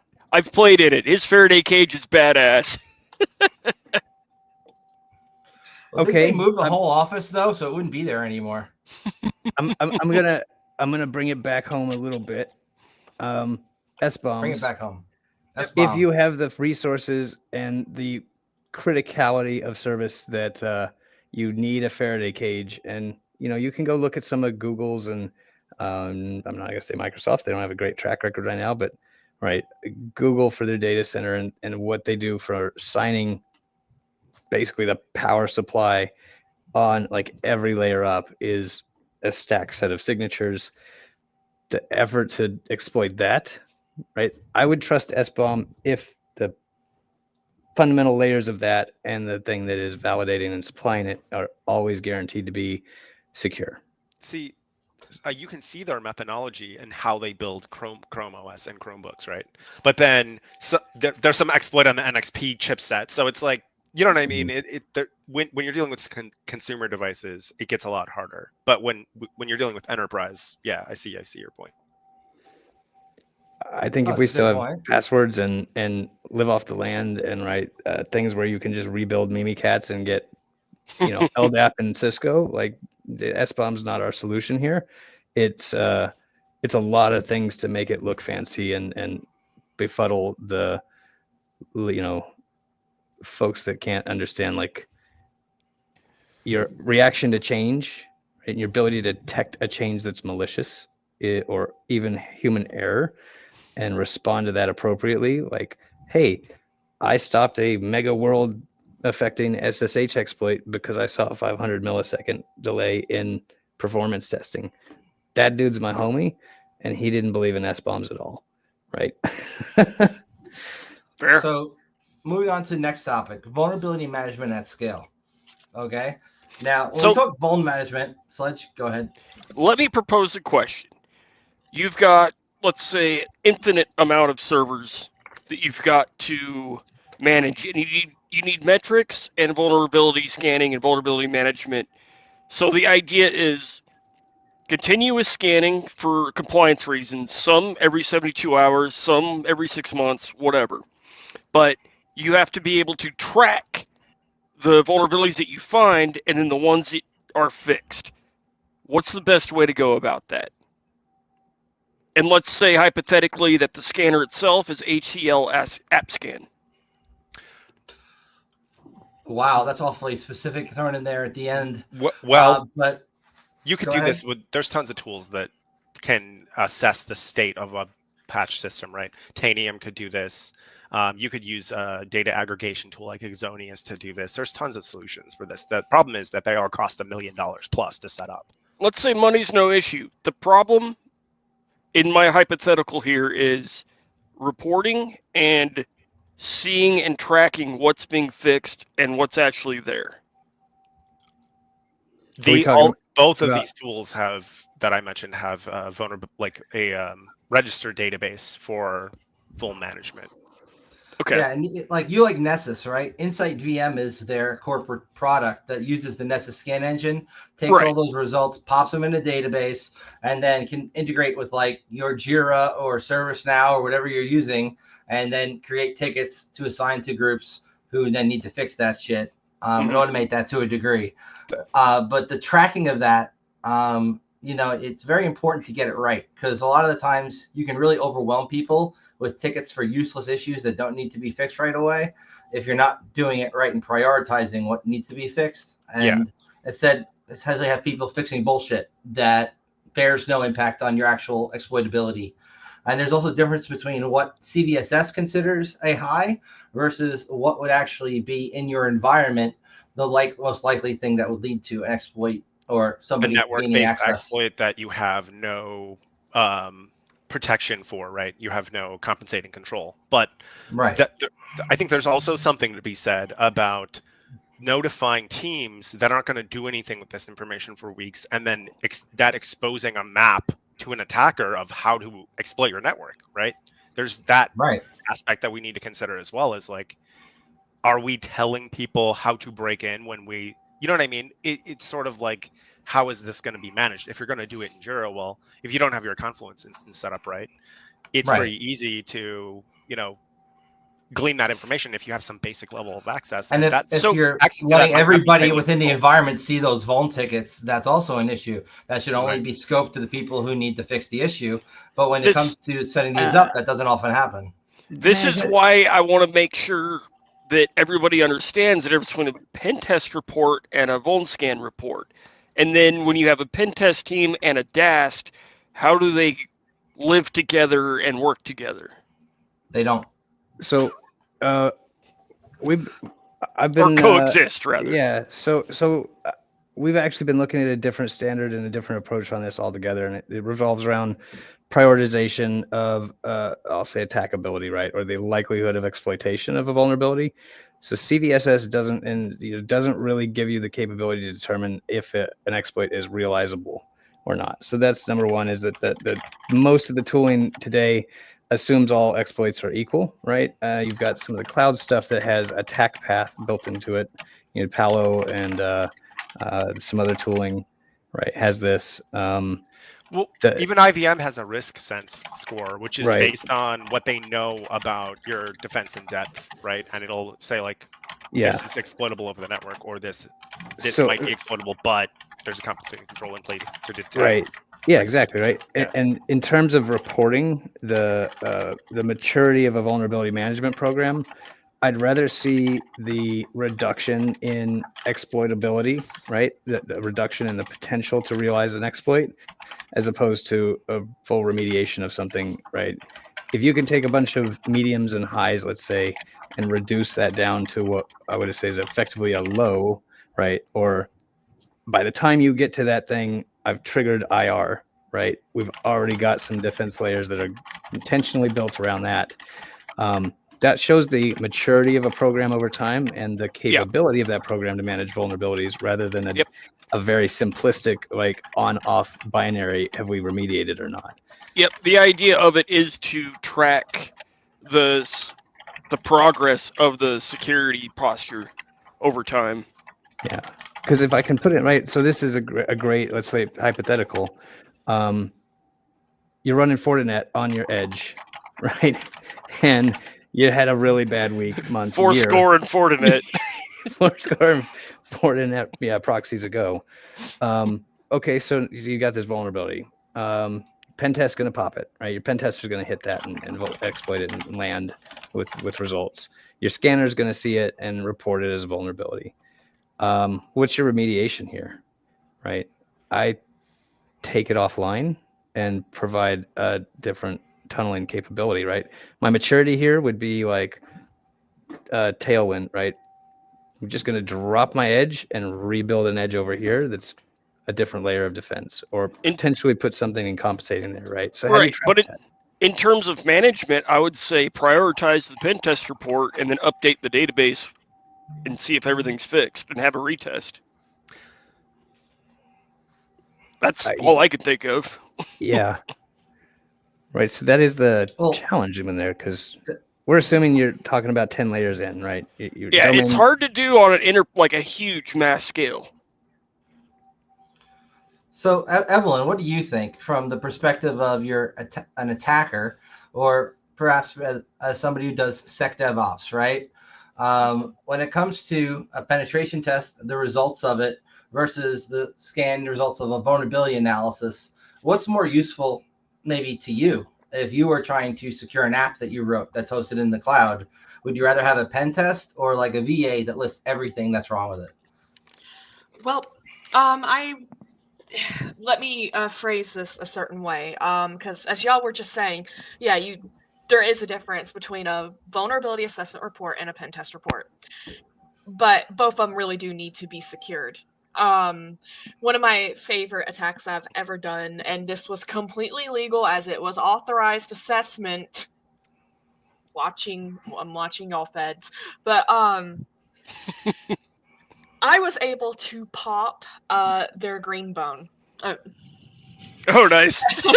And Default then I just password? had everything. Yeah, default password. It was the easiest pwn of my life because they had like 6 criticals in there that none of them had ever gotten around to. And I'm like, oh, hey, thank you for doing all the enumeration work for me. That's great. It had the whole network layout. It had every machine, all the IPs. It was just chef's kiss beautiful. If only all tests were that easy. Saved me a lot of in mapping time too. But like, if I'm looking at it from the blue side of things, which I am not blue, I'm just going to be clear. I am very, very far from blue. I have never done blue professionally. But I would imagine that I would probably rather have the bone assessment if it's something I'm actively developing that I have not released to the public, simply so that I can cover more ground in trying to patch it myself without really worrying about, without worrying about the total attack chain. But if it's already released, I'm going to want to see the whole chain. I want to see how far y'all could go. Well, when you're developing something, what do you think about having to use a proper CI/CD pipeline where every time you push a code commit, it needs to be reviewed either by an AI or another person on your team to make sure that that code commit's good, won't cause issues? And do you think that would slow down the dev process, or do you think it's something that's necessary? Or a SAST. No, I Or a build that as DAST. all of that is part of a mature CI/CD process. Yeah, like Code there's review no is option absolutely here. essential, even Yep. if It it's is- post deployment and you do Like- a rollback, right? Well, I want to hear everyone's opinion too. Yep. Alky's turn. I completely agree that this is essential, and in fact, it's non-negotiable. And yes, okay, so the developers are gonna whine, "You're slowing down the process." But if you've ever met a developer who wasn't writing code at 3 a.m. with 2 beers and 3 Red Bulls in their system, they're not a developer, and that code is going to be jank. All right, we all push some jank-ass code to the cloud sometimes. A lot of the time. There's a reason Push up. for the code audits. There's a total reason, okay? And those reasons aren't just to remove the fact that I named a variable fuck. Those reasons are actual quality reasons. Sometimes our brains are going one way and we just roll a nat one. Everyone does it. I'm not going to say I'm a master dev. I'm very much not. But even the best devs I've ever worked with have given me absolute brain rot as code, because we just all have those days. And I have noticed that the same devs that were whining that code auditing slows down development are the same devs that I've had to go through and correct their code that actually slowed down development far more than any initial code audits would have. Because when you're building on a shaky foundation, now to replace the entire foundation once it's built is a whole process. You're putting shit Dataplex, on your hand shit. is up. Go ahead. Yeah, so that is honestly something I've been focused on in my work arena. Is I'm gonna go all the way back to requirements engineering and say that it depends on the request and the amount of prioritization on security, right? So if you ask your developer to build Fort Knox, they'll build a Fort Knox, right? Sure, they may make a mistake, and sure, you're going to have attackers that can defeat that, right? But if you ask them to build a 3-sided building, skyscraper, and then you're like, why are things falling out of the side of this? And they're like, that's what you asked me to build, right? For our team, which is a much smaller team than the organization that pushes change on us, right? My focus has recently been pushing that back, right? That is not security introducing problems. That is not any of our problem. Like, if the request was good and had accurate information, right, and proper resourcing, then you're probably getting through all of our stuff very quickly and easily, right? The process that I think is missing often in organizations is not so much code review, right? Because that's pretty standard. Developers expect if you have a mature CI/CD pipeline that they're going to have their code reviewed. But it's more purchasing decisions for products that do help desky things like management, and the review process for security, where you're installing an RMM desktop agent, or one of the popular clients that can execute code, and it makes the whole network vulnerable because they're easing the Visual Studio job of help desk, right? The review process for implementing tools used by the IT support teams, I don't see that often in organizations, and I think that's a huge gaping hole that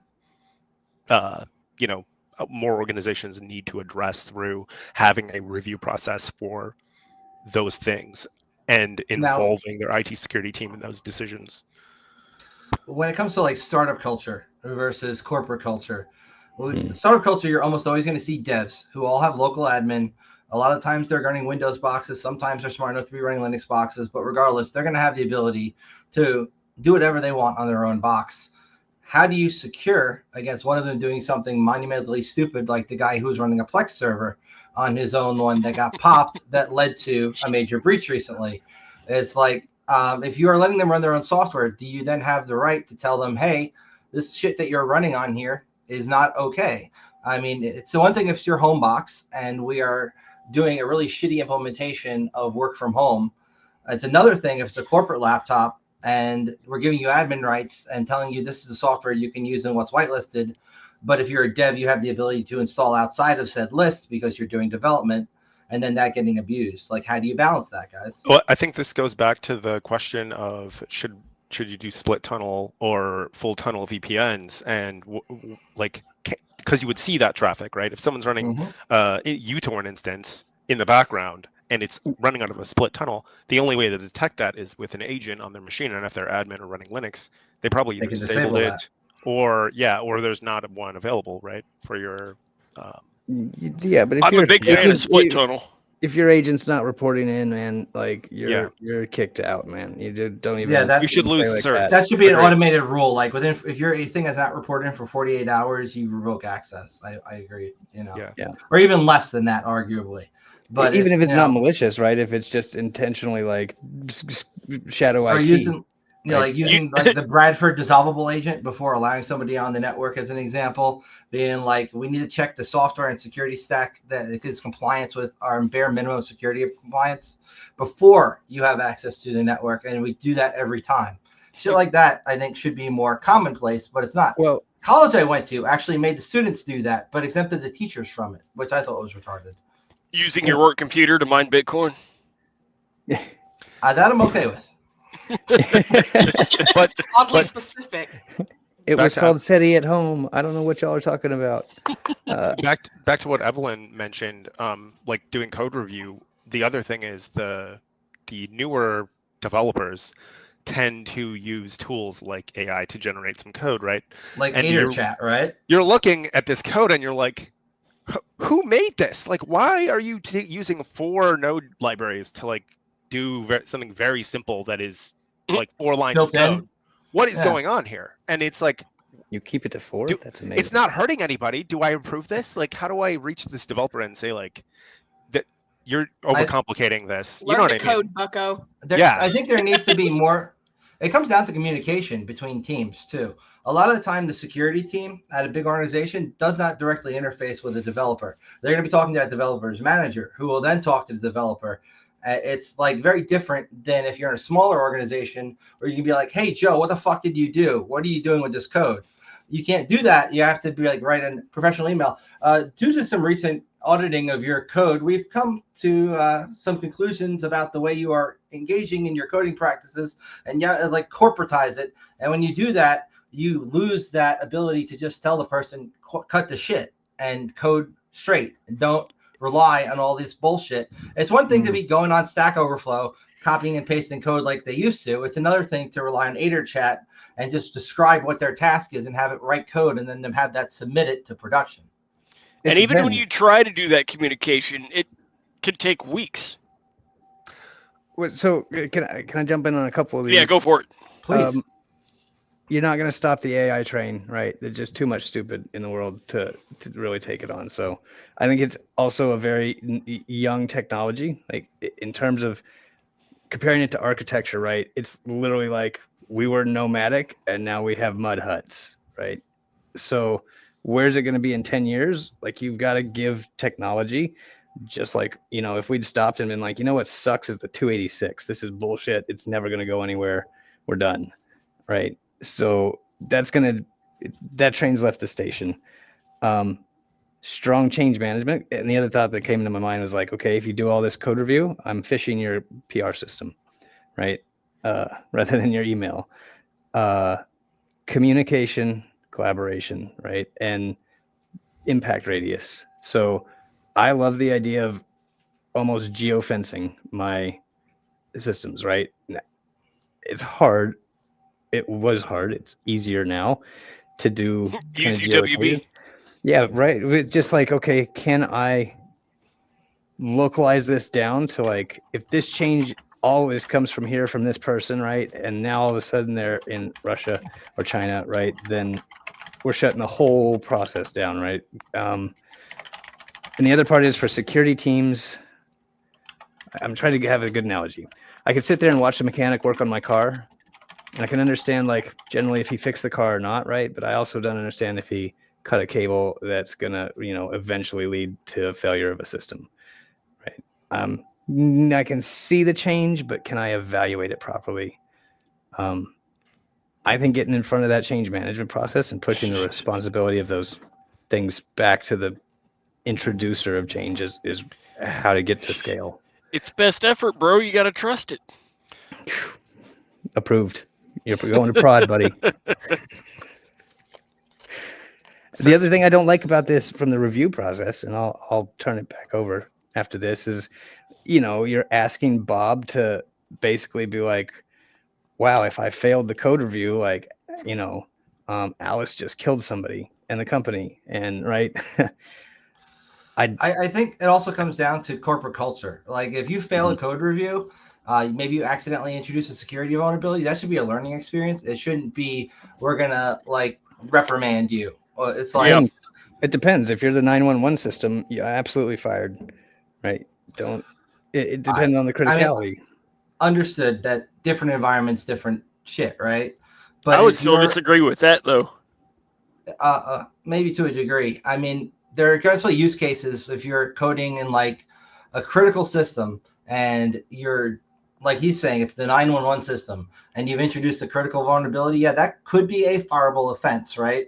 But what I'm talking more about is your average company who's got coders working on various projects, having a better line of communication between the people who need to either audit their code or the people who are going to maybe be doing reviews, where they can just talk frankly and cut out the bullshit and be like, hey, this is where the issue is, fix it, rather than, well, I'm going to need to escalate this to your manager because I asked you to make a change to the code, you didn't do it, and therefore yada yada yada. I think that corporate shit's toxic when it comes to development, and that's why a lot of the time we see these independent devs who are able to do so much really cool shit without corporate resources, but at the same time, are they using secure coding practices? And especially if they're using like a higher level language that has a more possibility to introduce issues like C or C++, if you don't know how to code properly, that there are some safeguards in place, whether it be an automated code review process in your CI/CD pipeline, having a coworker review and sign off on your code, so it's not just one person saying this is good and pushing it. But there's got to be, I think, better software development to lead to better software, period, and more secure. Dataplex, go ahead. Sledge had his first. Go ahead. Oh, Sledge, go ahead. Corporate networks could be so much more efficient if they would have open communications between teams instead of going through all the freaking middlemen and all of like the checks and balances and the logging they want to do to make sure you're talking to people. It's like, just let me hit this guy directly and talk to him. We can fix it in 10 minutes. Hey, Sledge, I run into that your myself. vulnerability management database that we all just agreed you shouldn't share openly, right? What? There was a lot of agreement earlier in the discussion about you shouldn't share your vulnerability management system, right? It shouldn't be open for everybody. I kind of disagree with that. If you're going to have a culture where you're all addressing security, Oh no, I'm not saying the vulnerability management system being open. I'm saying the communication. Like, well, but give me okay, the but that's a ability to paradox. talk to a guy. It's a bit of hypocrisy, right? Like either you can openly communicate about security, and that means all the details about that, or you don't. I think all of IT maybe within that scope, but there's no reason an end user who's nothing to do with IT should have access to change tickets that outline maybe a severe vulnerability in a product if they're searching within their. You have to protect the stuff. organization Well- from insider threats, right? There needs No. to be a segmentation. There's a layer, yeah, for that. My point though is security guy, IT engineer guy, instead of going boop boop boop boop for 2 weeks, just go boop and get it fixed. I mean, Well, the issue is that you have to have a change management database in a large corporate environment. The change management meetings are usually once a week on, like, say, a Tuesday, right? And if you don't get your change in by that Tuesday, you have to wait a week unless it's an emergency change, which means you could have an issue exposed for 2 weeks that takes 10 minutes to fix because it needs to be done within the bureaucracy of these corporate environments. And there's definitely a lot of room for improvement with that. Yep. I want to throw out a couple of ideas here. Number one is that if you're in a startup, right? So let's go startup, drivers versus corporate drivers. Turns out they're the same. It's money, right? If I had to make a decision right now about we've got a critical vulnerability, or if we don't ship this software, we're not getting paid next week, bro. I'm sorry, you're vulnerable. Yeah, they say screw it, ship it. Out, right? There's no way, and this is something I think that as an industry we really need to tackle. This idea that the impact radius of connected systems there's nothing that is a comparison in history before it, right? There was nothing that had this scale. If you poison the food, it's a town at best, right? If you are a startup, there's no way possible to invest in security at any level of competency that does not immediately crater the business.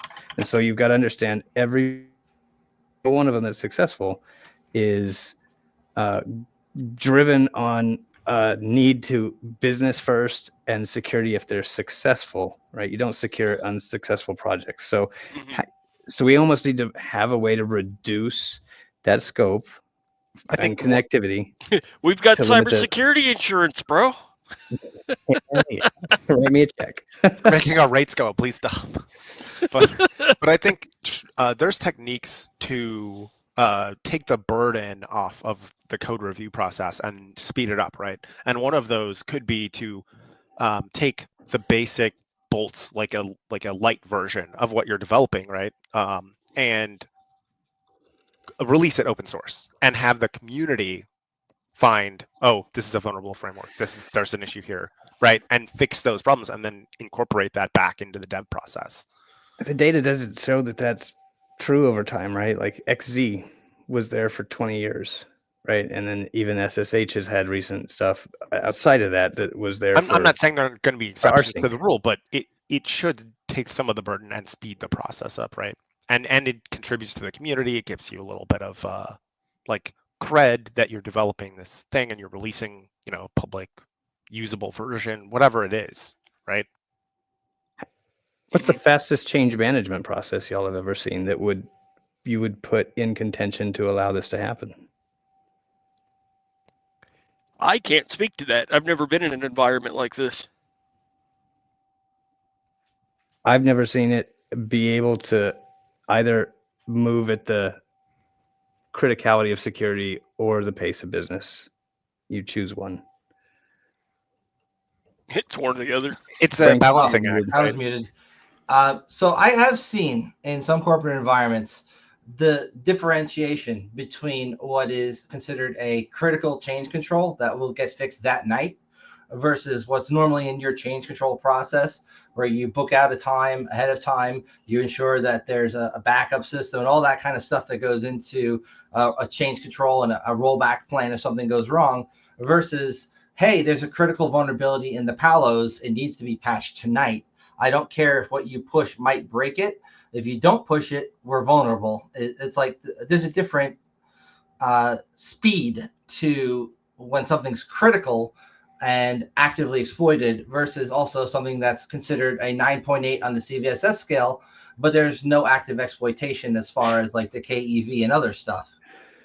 To some of the points in the comments from the audience, I think a lot of people just operate and develop in production, right? And then roll back when something goes wrong. But undo. Yeah. What if you just all your executives got laptops that like immediately realized all vulnerabilities that were throughout the organization? So like they're just getting like rammed repetitively. And they're like, I understand now. Like we'll fix this. We'll have to play that again at the end. I made another one for the end. Don't you worry. Oh, nice.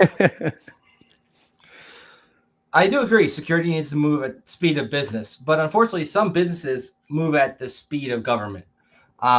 It's like, the bureaucracy that's inherent in some businesses in order to do something as simple as update a program to the next version.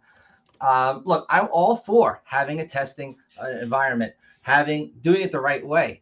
But when that also makes it so that patches are 3 months behind, for instance, if you're running like an Oracle environment, right?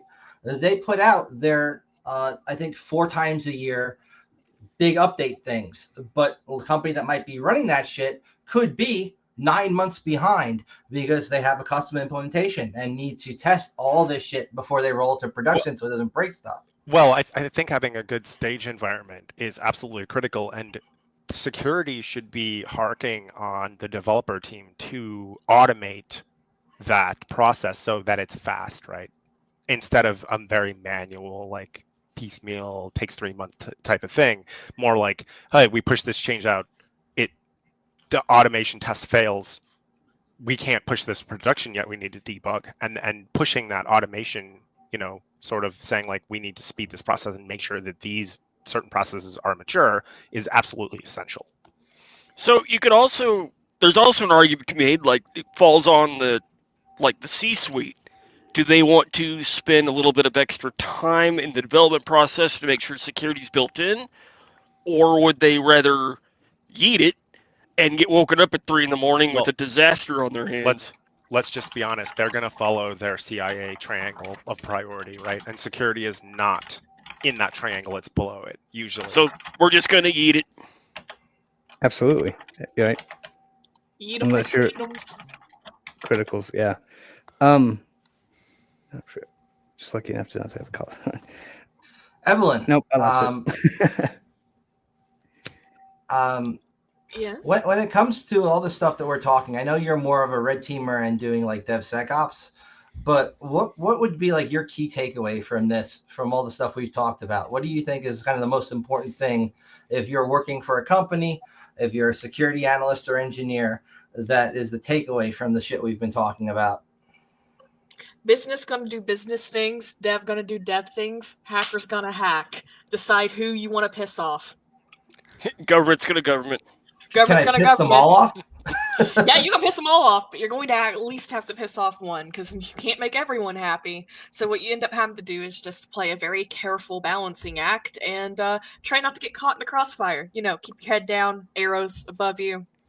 At the end of the day, as long as you get paid. Yep. That's everybody's. At the end of the Make day, money I feel like while that's you're there. everybody's mindset.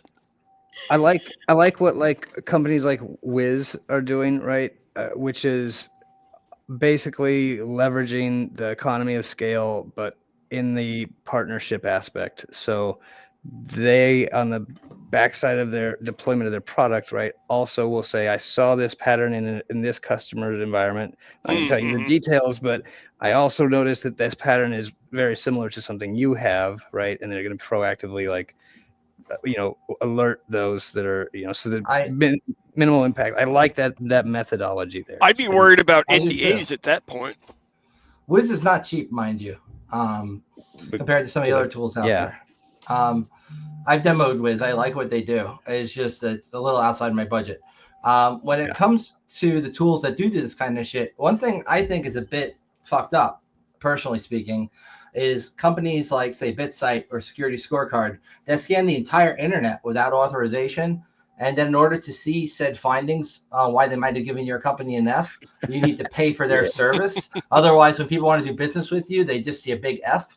And that, I think, is a pretty fucked extortionware kind of way of going about business. Yeah, And I they're think the there's, Yelp of security services, right? right? It's like there's got to be a better way. Pay us It's money like, or we'll destroy your our reputation. our friend Shodan. Jimmy, our friend Jimmy built a freaking awesome tool that he gave us access to called WizQuas that I really like. It's pretty cool, but like comparing that to the enterprise solutions out there, the reporting and integration between that which a hacker would use to like look at an external attack surface versus what like a Nessus scan would provide is just like a night and day kind of thing, because you can take that XML data from Nessus, you can bring it into your ticketing system, you can do all sorts of shit with it. With a regular PDF report, you can't. And it's like, I think there's some really cool tools out there. One I used to use called RoboShadow, which was a combination of OpenVAS and some OWASP tools in the cloud for like $10 a month. Great deal. But there's no way I could get a corporation to buy that if they need to then integrate those tools into their ticketing system and vulnerability management platform. So I think there's a lot of room for improvement where you could take these things that are out there that are fairly cheap, if you could build good integrations to then get that data to where it needs to go to make fixes. That's a good note for everybody out there building tools. Focus on integrations as well.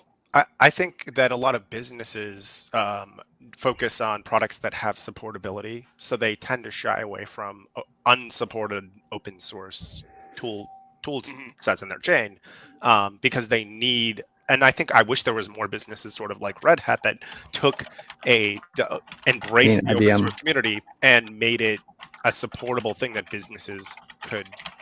I don't think they ever behind, right? proved out that model, right? It I think you're right. Looked like it worked, but at the end of the day, they wear the tie now, and that's because their approach on open source failed. They have awesome tools, right? OpenShift versus Kubernetes, like the Opinionation there, their advanced security tooling, which used to be StackRox, right? Awesome stuff, right? It just doesn't.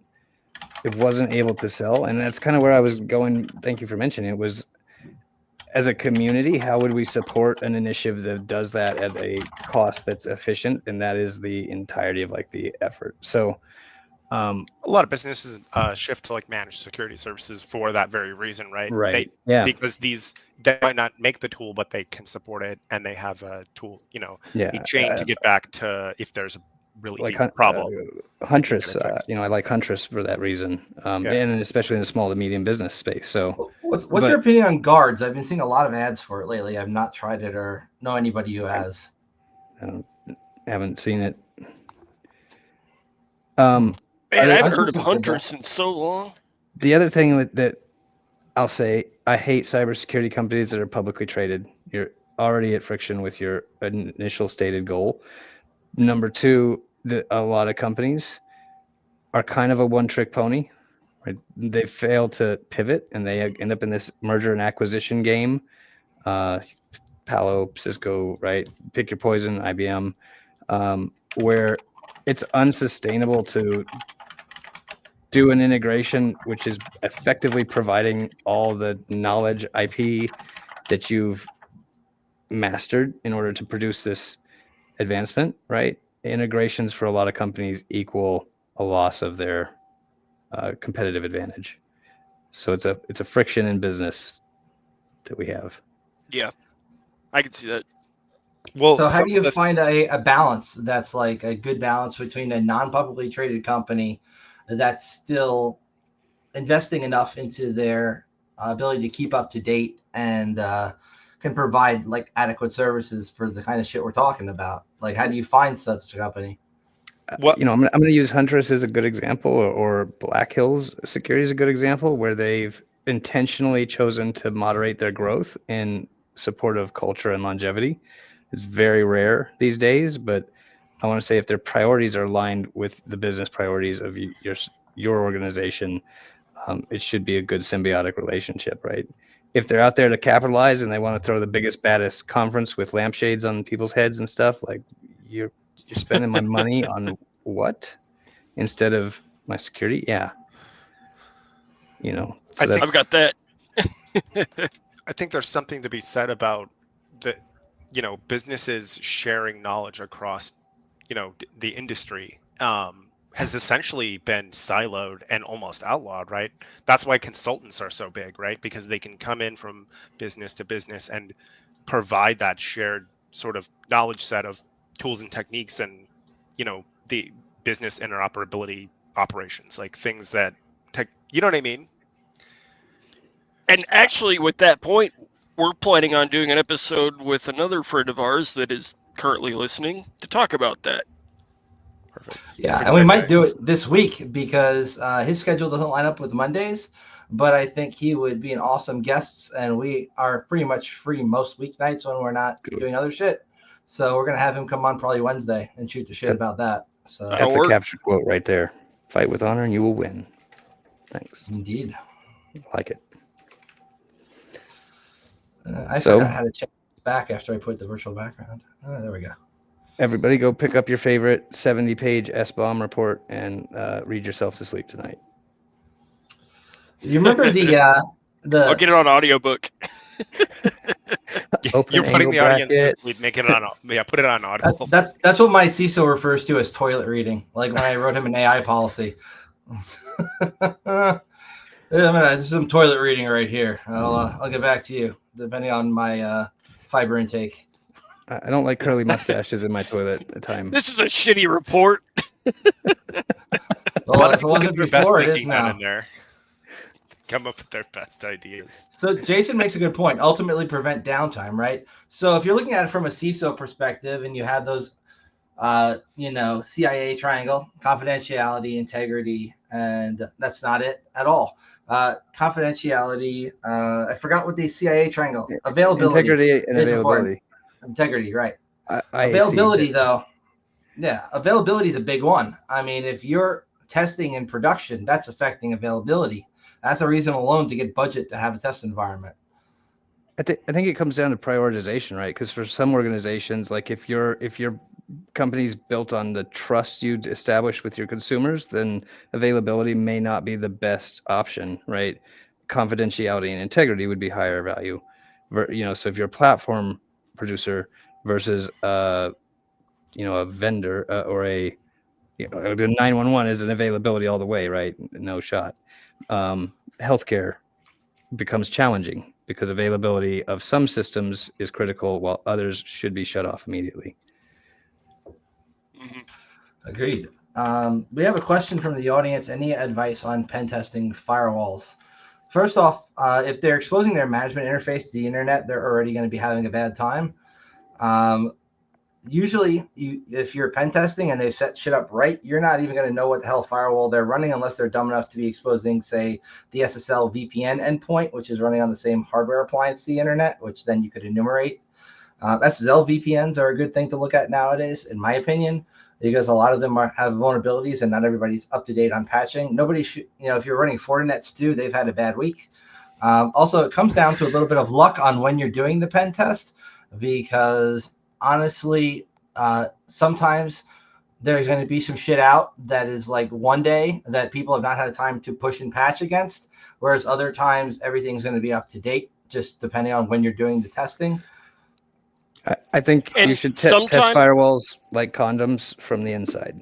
I was going to ask, a lot of times security teams want to skip the defenses, right? And they want to get straight to what's behind it. How do we fix the root of the problem instead of testing all the compensating control mechanisms, right? Don't allow out any. I mean, everybody does that nowadays. At least most companies I've seen, they're going to allow outbound any because they don't want to deal with setting up the rules to specifically whitelist the regular traffic based on patterns that they see. So if you're doing a pen test and you would like to get a shell back after your user has clicked on your exploit or however they've executed it, most of the time we're using reverse shells nowadays. So if you're a firewall admin, first off, you're using UPnP, turn that shit off. Second, set up specific port forwards, but ideally you shouldn't even be doing that anymore. You should be using things like Cloudflare tunnels as an alternative to opening ports directly on your network, in my opinion. Dataplex and Pacer, you take it from here. Oh, hold on. And Slash.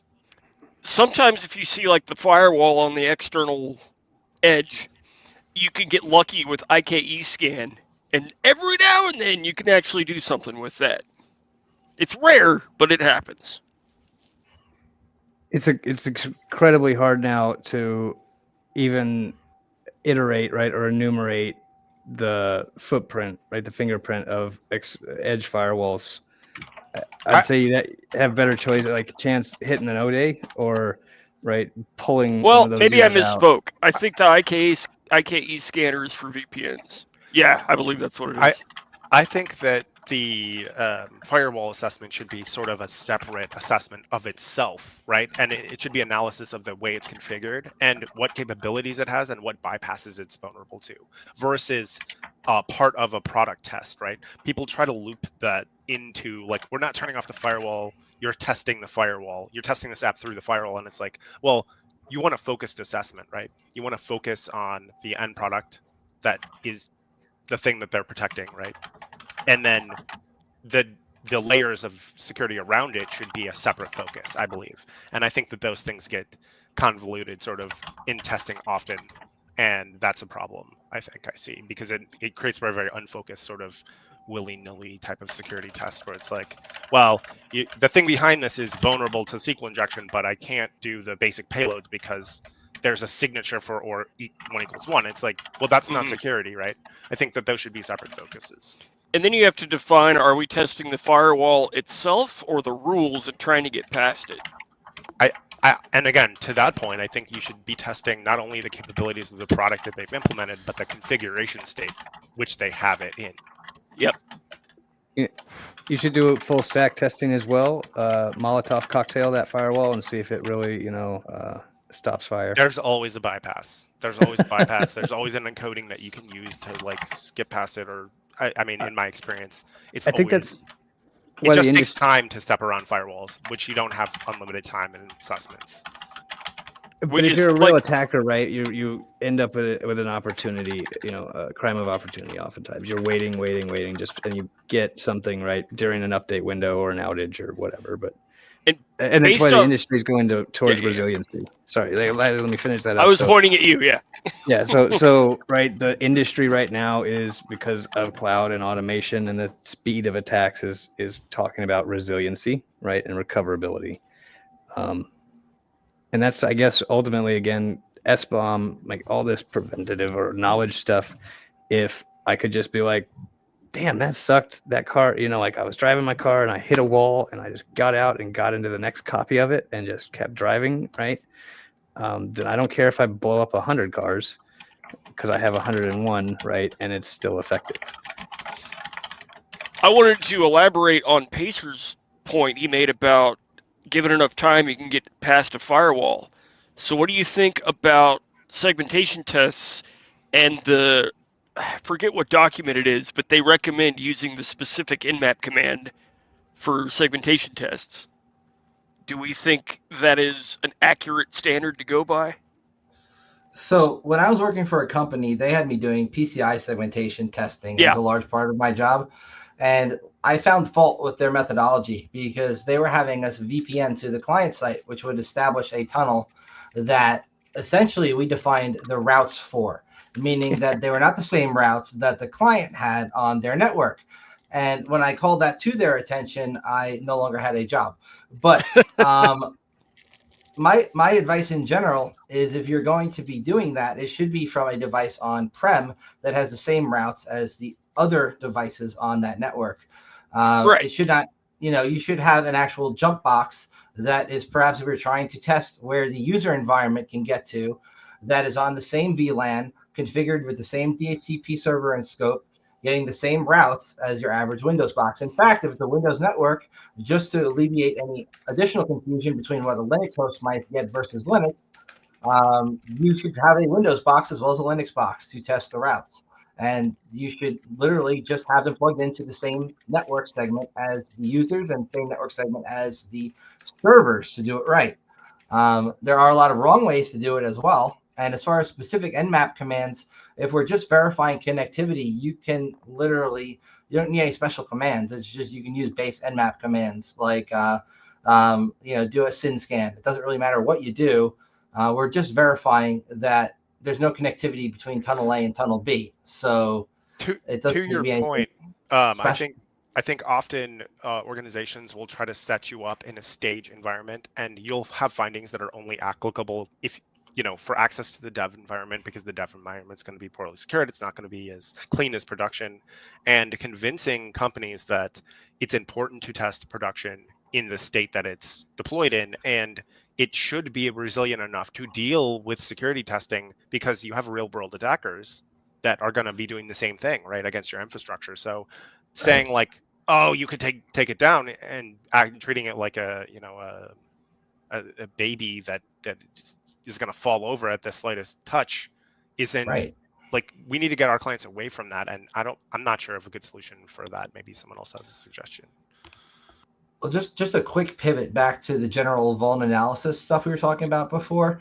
I remember one time Evelyn was setting something up for me that I had deployed myself and built myself, and she found I had a hard-coded API key in it and called that to my attention, and I felt like an idiot. So, Evelyn, why don't you freaking tell us that one? All right, so I was doing some work for Frank, minding my own business, just going through dev tools. Like, this was just like Firefox dev tools, like nothing fancy. Everyone has this in your browser, whatever, right? And I'm like, wait a minute, the heck is this weird line of, that looks like an API key. Are we sure it's API key? But I start kind of enumerating just that way, just kind of walking the app. And I noticed that there's some calls that are, of course, unauthorized, so I can't use them. So I'm like, you know what? Fuck it, let's just try it. So replace the key I had with that key, and holy crap, you can't tell me this is root. It's root. That was the main key. Yeah. That wasn't supposed to work. That was not supposed to work. It's like, there's no way it's that easy. Hey, And I'm just thinking to myself, there's no way. Yeah, there was. I think it'd be fun to sort of do a round of the most egregious code review that you've come across recently that is like a level 10 mistake that maybe the client was making, and it's like, please don't push this production. You're gonna get us hacked. Does anyone have any stories around that, or do we want to do a round of that? But mine was obviously malicious. So we outsourced some code to a dev team in a startup I was with, and the code comes back, and there's this variable called logic bomb. Okay. It's base 64 encoded to call the CEO of the company, the founder, a bitch on her birthday. It was great. That was pretty egregious. Don't do that, guys. Hide your logic bombs. I can't speak to any of this. I've never dealt with code review before, like an official capacity. So I am not like a great coder, but I have some decent tools for code review, and I found stupid shit just doing like actual static analysis of source code that when I brought to the attention of them, they initially dismissed as that's not a fucking issue at all. And then when they pushed to production, we saw an entire education department go down within 2 weeks when they got popped. You see all the print Fs? Well, it was essentially a learning management system for a state that managed all of their education teachers' records and things, like not the student records, but all the teacher stuff, and like enrolling your kid in a school during COVID time for shit. And I told the people who were paying for this that I am not a coder. This is not my wheelhouse. If you want me to do a static code analysis, I will provide you with tool output and I'll do my best to verify it, but it's not my wheelhouse. And they were aware of this, and they still looked over my report. They dismissed my findings. One of them was a critical. And then within 2 weeks of them pushing this code update that they asked me to review, their system was completely compromised and they had data exfiltrated. And it was the issue that I brought to their attention that they dismissed as not an issue. So I mean, it does Yeah. happen. I mean, sure, we've all been on assessments where it's like you find something and then once it becomes known suddenly, and you tell them about it and you're like, please fix this. This is struts 2 vulnerability, right? That's what got Equifax popped, and it's like somebody told them about that 2 months before and they didn't do anything. But I've got the T-shirt. Equifax, the world's leader in the distribution of your personal information. we lovingly refer to them as Equihacks. So Dataplex needs to wrap the janitors here. So I say we should do our best in the next 20 minutes to make this come to a close. I agree. I just wanted Good old to Southern say goodbye. I do have a code review sort of story that I recently saw. Is we were doing code review for a medical device company, and they wanted to create this thing on their website that allows you to type in your zip code and locate a doctor's office that has whatever their service is, right? And the way that they coded it was they took your zip code and directly inserted it via wget using bash to Google Maps API. And I was like, please, they had no input validation checking. And I was like, please don't deploy this. Somebody is going to just inject a zip code that has a subcommand, and it's going to get the whole, you know what I mean, infrastructure. They're hosting their own website and their own infrastructure. And it's like, it's going to get your entire AWS hack. Please don't do that. Nice. Two that I vividly remember. Number one, global variables are a terrible idea in a multi-user system. Yes. And number two Just as was Toyota. Somebody who basically JSONified in the output the containing object of what was the result object, but that happened to be their ORM driver, which dumped everything straight to source on the page. So the whole connection and everything about it. Good times. Good times. The worst part about that was the app worked because they didn't know that they weren't supposed to do that. And so they were literally like processing that JSON in their app, right? They just dug down into that on the client side instead of being like, maybe I shouldn't send all my connection details to the client. Yep. With that, I'm out. All right, man. Peace. Peace. Yeah, we can go. Now write the mouse. Well, thank you for. I was muted. Yeah. I want to say thank you for your time tonight, and we'll touch base later, dude. Don't let the janitor kick your ass on the way out. Yeah, yeah. Don't forget Anyway. to steal his cards on the way out.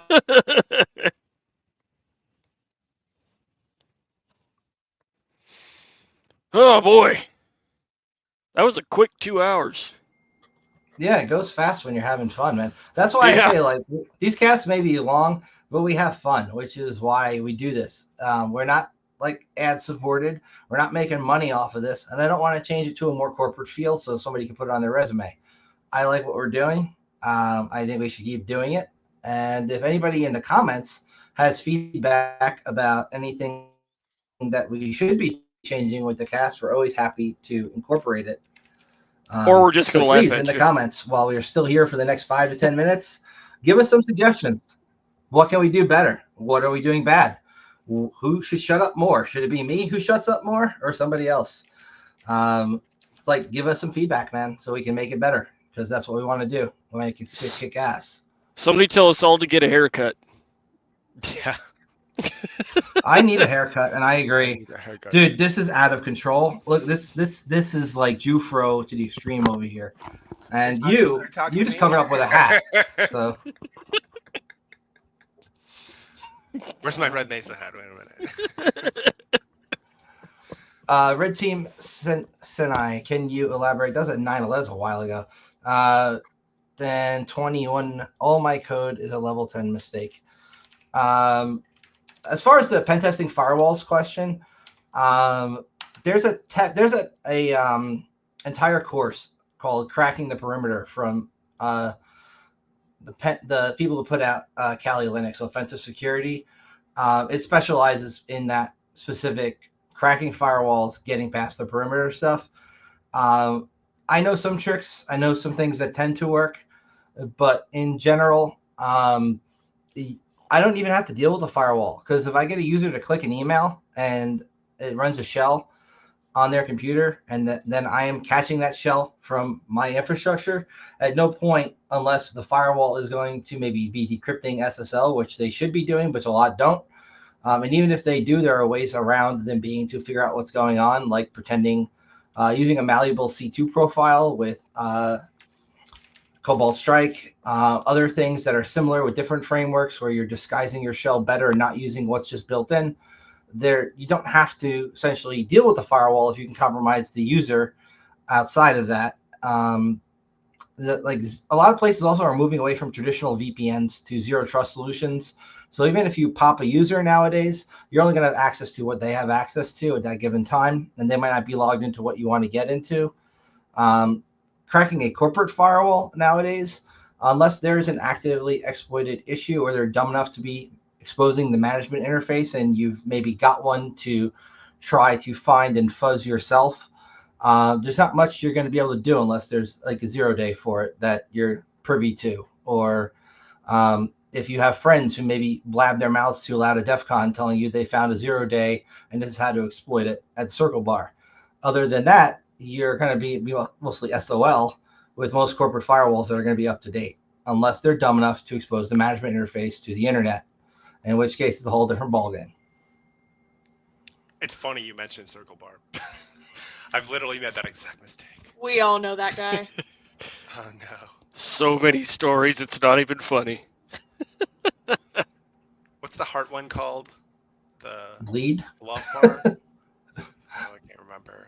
It's in If you can't remember, that means it was a good DEF CON. yeah. Yeah. Oh, there's my kitty. So there Pixel! doesn't seem to be anything in the comments here that's telling us something we can do better. But if you are watching this on the replay, feel free to use the comments area with this YouTube video. Give us some feedback, man. We really do want to make this the best cast we can. So we need to talk more red teaming stuff. Good. Hell yeah. Let's talk more red teaming stuff in general and focus more stuff on that. Here's my hacking drone. Wait a minute.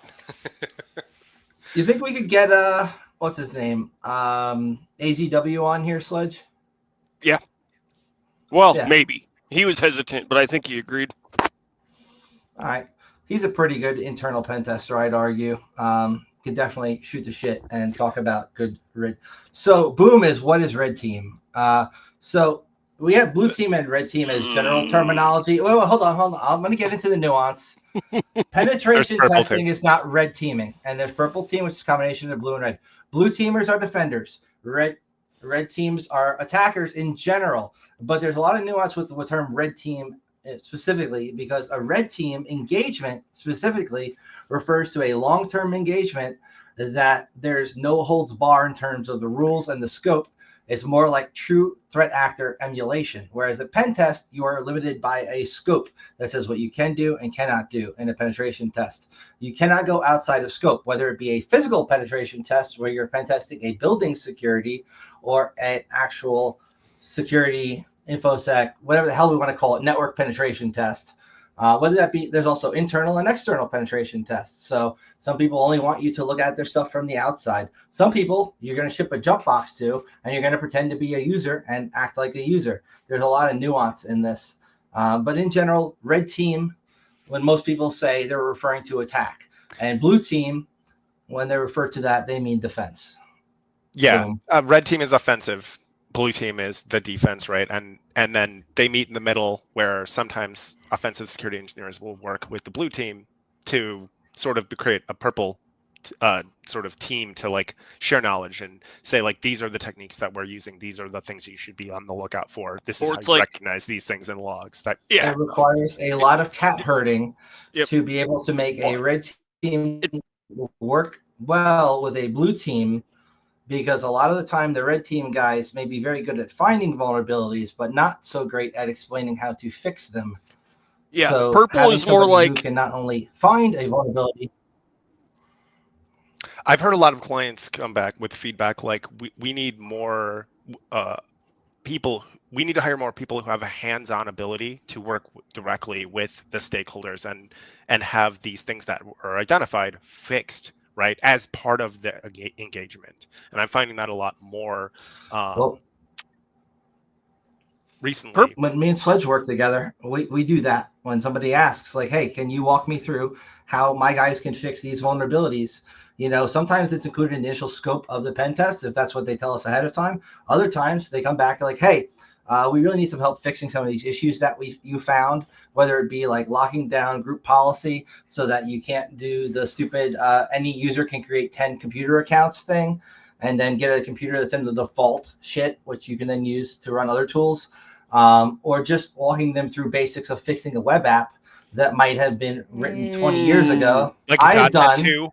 Yeah. No, hold on. So there is a limit, right? So if we're talking like they're using ancient jQuery, ancient Bootstrap, and it's on a 20-year-old now. It's on a 5-year-old version of Drupal that hasn't been updated.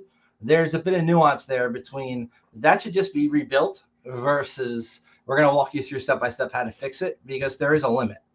So hold on. I was always told in my over a decade of experience that you never tell somebody exactly how to fix it. You can give them remediation, recommendations, but you don't give them like, here's what you do. You say, hey, here's something. For your insurability, you don't have hands-on in the actual solution. You're just correct guiding the person who is to fix it on what their options. Which is correct. Why David has 2 companies. He's got freaking he's got Trusted Sec and he's got Binary Defense Systems. And when they want somebody to fix an issue that company A found, company B then is referred. And while they might be sister companies, there's that scope difference where legally and for compliance, the company that found it is not then telling them step by step how to fix it. Yeah. And that is a good way to go about it. Whereas Sledge has Desert Rain Security and I have Steel Treza and Associates. So therefore, if Sledge has somebody who has an issue where it's found on his pen test, he can be like, Frank, you and Evelyn, go walk them through how to fix that shit under a different umbrella. And that is, I think, okay. That's a good idea. Well, we've done it. So yeah, it is a good Yeah. But back to the question that Boom had. I think red team is often a misused term in the same way 0 day is often misused, right? In the security industry, it's like a buzz term. People want to slap it on everything. It's truly overused and not used appropriately. So you will they'll just slap red team on an engagement that's like, no, this is an assessment. This is not same with engagement. It's same with cloud, dude. I'd be on interviews. They say red team, and I'm like, what do you mean? And they say cloud. What do you mean? They don't even know. They're just using buzzwords. Exactly. Yeah. It's like cloud could be. I was like, what are you talking about? Do you mean AD in the cloud, or are you talking about the configuration of the cloud environment, like the IAM policies and stuff? And they're like, Very much in the same way that the term hacker has a negative connotation in the media with this evil guy in a hoodie who is just trying to exploit things for profit, right? Even if we do wear the hoodies. Right. It's the same sort of thing with those hot. We need braided hoodies. Look, there's a lot of so stereotypes in general, not so great, right? But arguably the hacker in a hoodie stereotype I like. I'm okay with, because I've got actual hoodies that I wear when I'm at Starbucks doing things. I wear pea coats. Yeah. Now everybody I got a really different, cool trench coat. I do, dude. In high school, I used to wear a trench coat, and they used to make fun of me and call me, what's his name? The dude from Columbine, Klebold. Eric Klebold. Yeah, I was like, dude, I just like trench coats because I'm like into goth music and random shit, and I'm arguably a little weird. And trench they actually coats have pockets. Women's clothes don't have pockets. And then people are like, you're in the trench coat mafia. I'm like, there is no such thing as a trench coat mafia. You're retarded. But then they changed the dress code and said specifically you cannot wear trench coats. You should have started a band, Trench Coat Mafia. I should have. Anyways, carry on. My point was that the connotation is often very one-sided, and it's like you're evil, bad person, right? Instead of, they don't really give the people who are in the security space trying to do better and make things better, like they often group them into that negative sort of connotation. I don't think that is as prevalent these days as it used to be. Yeah, agreed. Well, there are I think people are some things in popular culture that have portrayed hackers in a better light recently. The Scripps But- Network is one of the worst offenders. All the news channels for them. Right. And if you look at the like popular culture media, like maybe NCIS, it's jokingly laughable about the way that McGee and like Abby will type on the same keyboard. Two idiots, one keyboard. Yeah. Right. It's a great meme. But at the same time, at least they're not portraying hackers and people who are breaking into systems in a negative light. I think we need more of that. And also, arguably, there are a lot of people within our own industry who don't do much to help that. They like the I'm a badass hacker kind of the street persona, and they continue to perpetuate it. Look, arguably, many people in this industry have done stupid things when they first started out, but that does not mean that they haven't grown or like changed over time. And hackers have very valuable skill sets that can help companies just as much as they can harm companies. And when you have people who are hacking ethically, who are going through the proper channels and engaging in responsible disclosure when they're doing bug bounty, people who, when they're doing pen tests, are following the scope, people who, when they're doing red teams, making sure the SOW is covering everything that's going to be within the scope, people who are doing things the right way. And there are a lot of good companies out there, arguably Black Hills and David's companies, and a lot of other companies too, like AI Hunter, which used to be Milton Security. Arguably, that guy's great. They do good work. A lot of companies also contribute back to the open source ecosystem by having like a GitHub where they take internal tools that they've written and eventually phase them into letting people use them for free. I love that part of the culture. I think we need to see more of it. And yeah, that's also a good one. Hey, Red Team Alliance also. I mean, I don't particularly like Deviant very much, but I like the work that he does, especially when it comes to the lockpicking community. The 3D visuals of locks that he's put out are really good introductory for people who are getting into lock sport to understand how a tumbler works, how to get a pin above the shear line. Like without those visuals, RFID security advice and knowledge is second to none. Yeah. No, I met the dude who does their RFID stuff at RTA when we used to go to the 702 meetups there. Yeah, good guy, very smart. And they have a few guys, actually. I think there's two of them who work on their stuff that I've met. But they have knowledgeable people who are not afraid to share knowledge with the community. And I think that's what we need more of, are companies who are willing to contribute back to positive hacker culture shit and not just go for we've got the most badass hackers who are going to reach your shit and show you how to do it. To that point, I think some of the people who are support, in IT, like the people who are responsible for disaster recovery, they often get overlooked, right?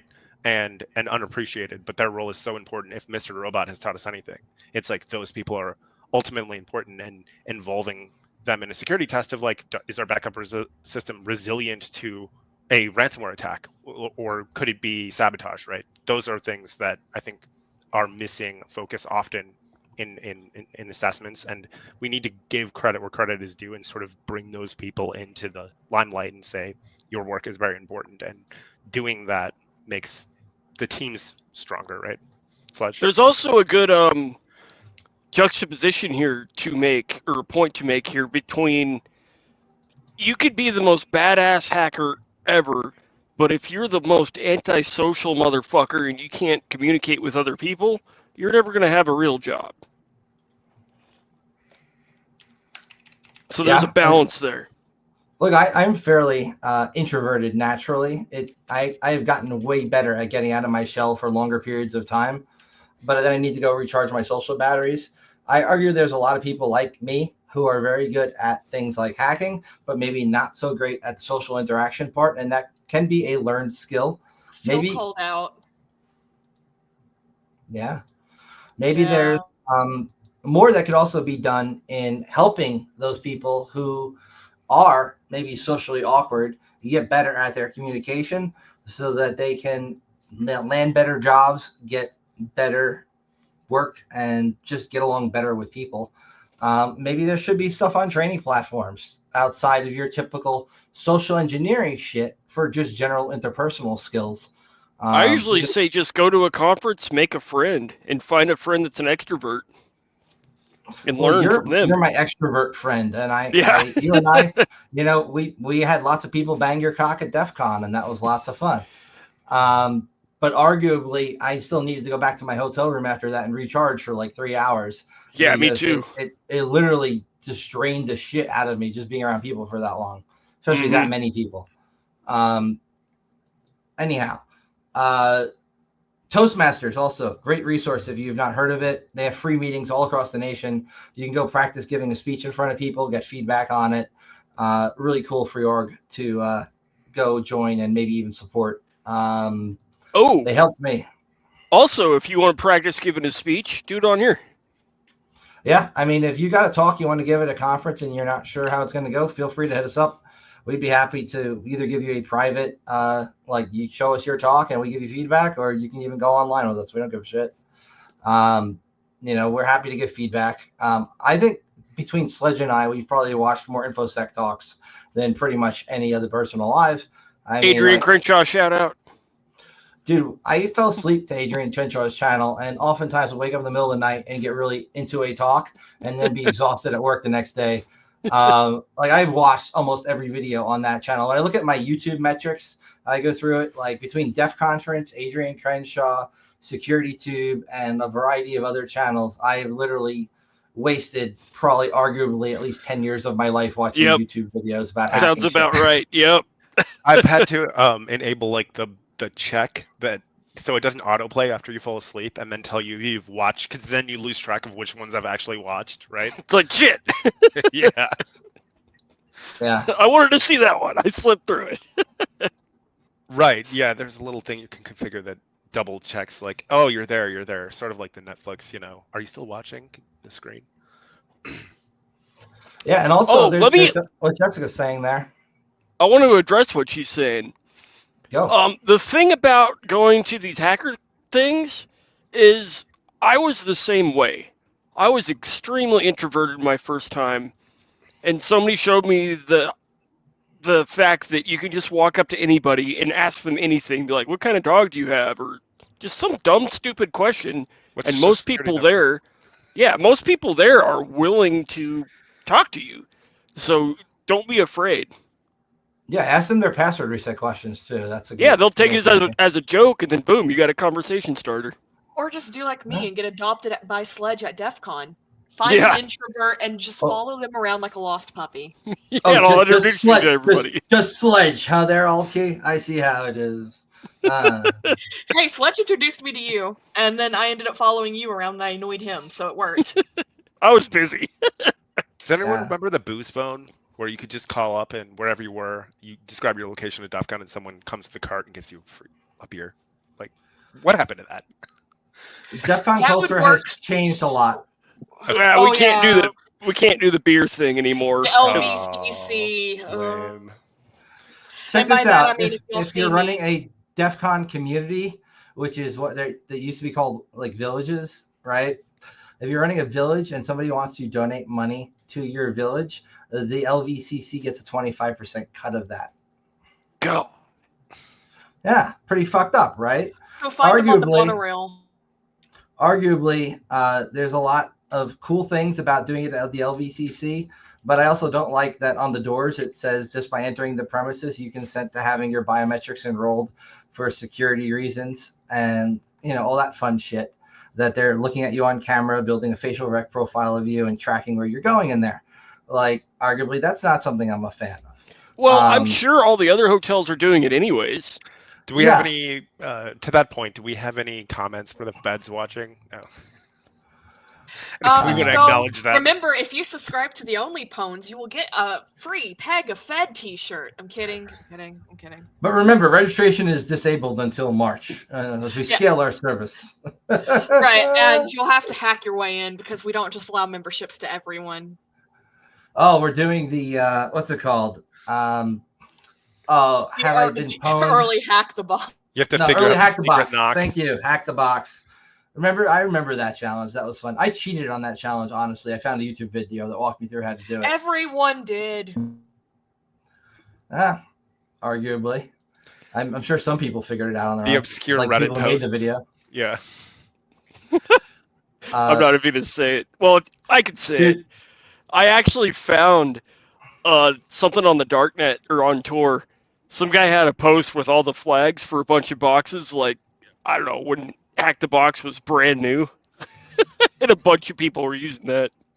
I actually know who posted that thread now.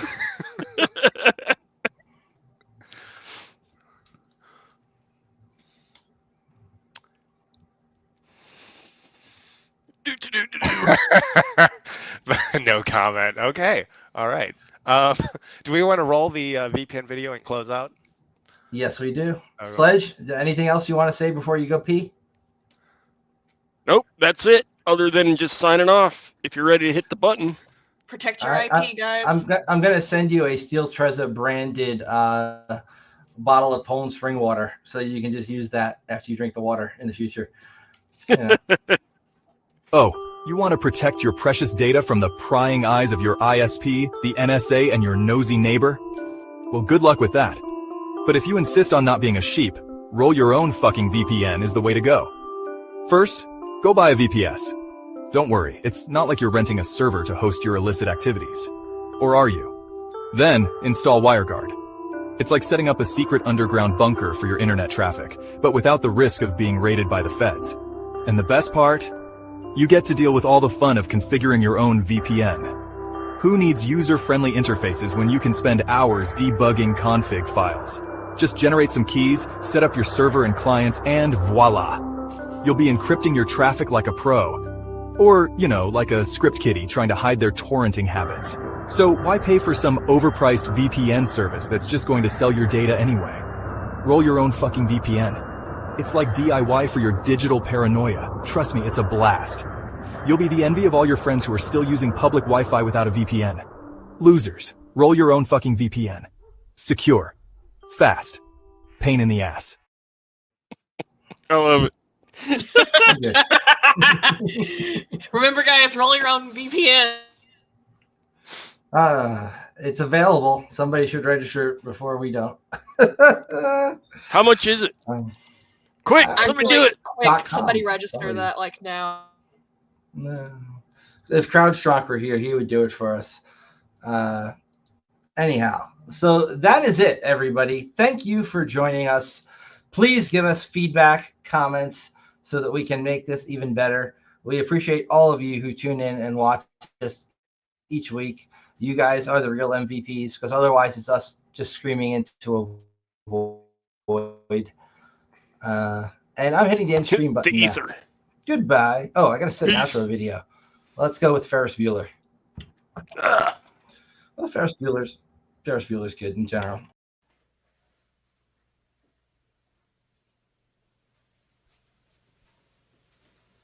You're still here?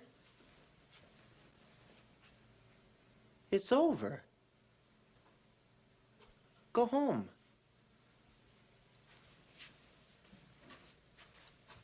Go.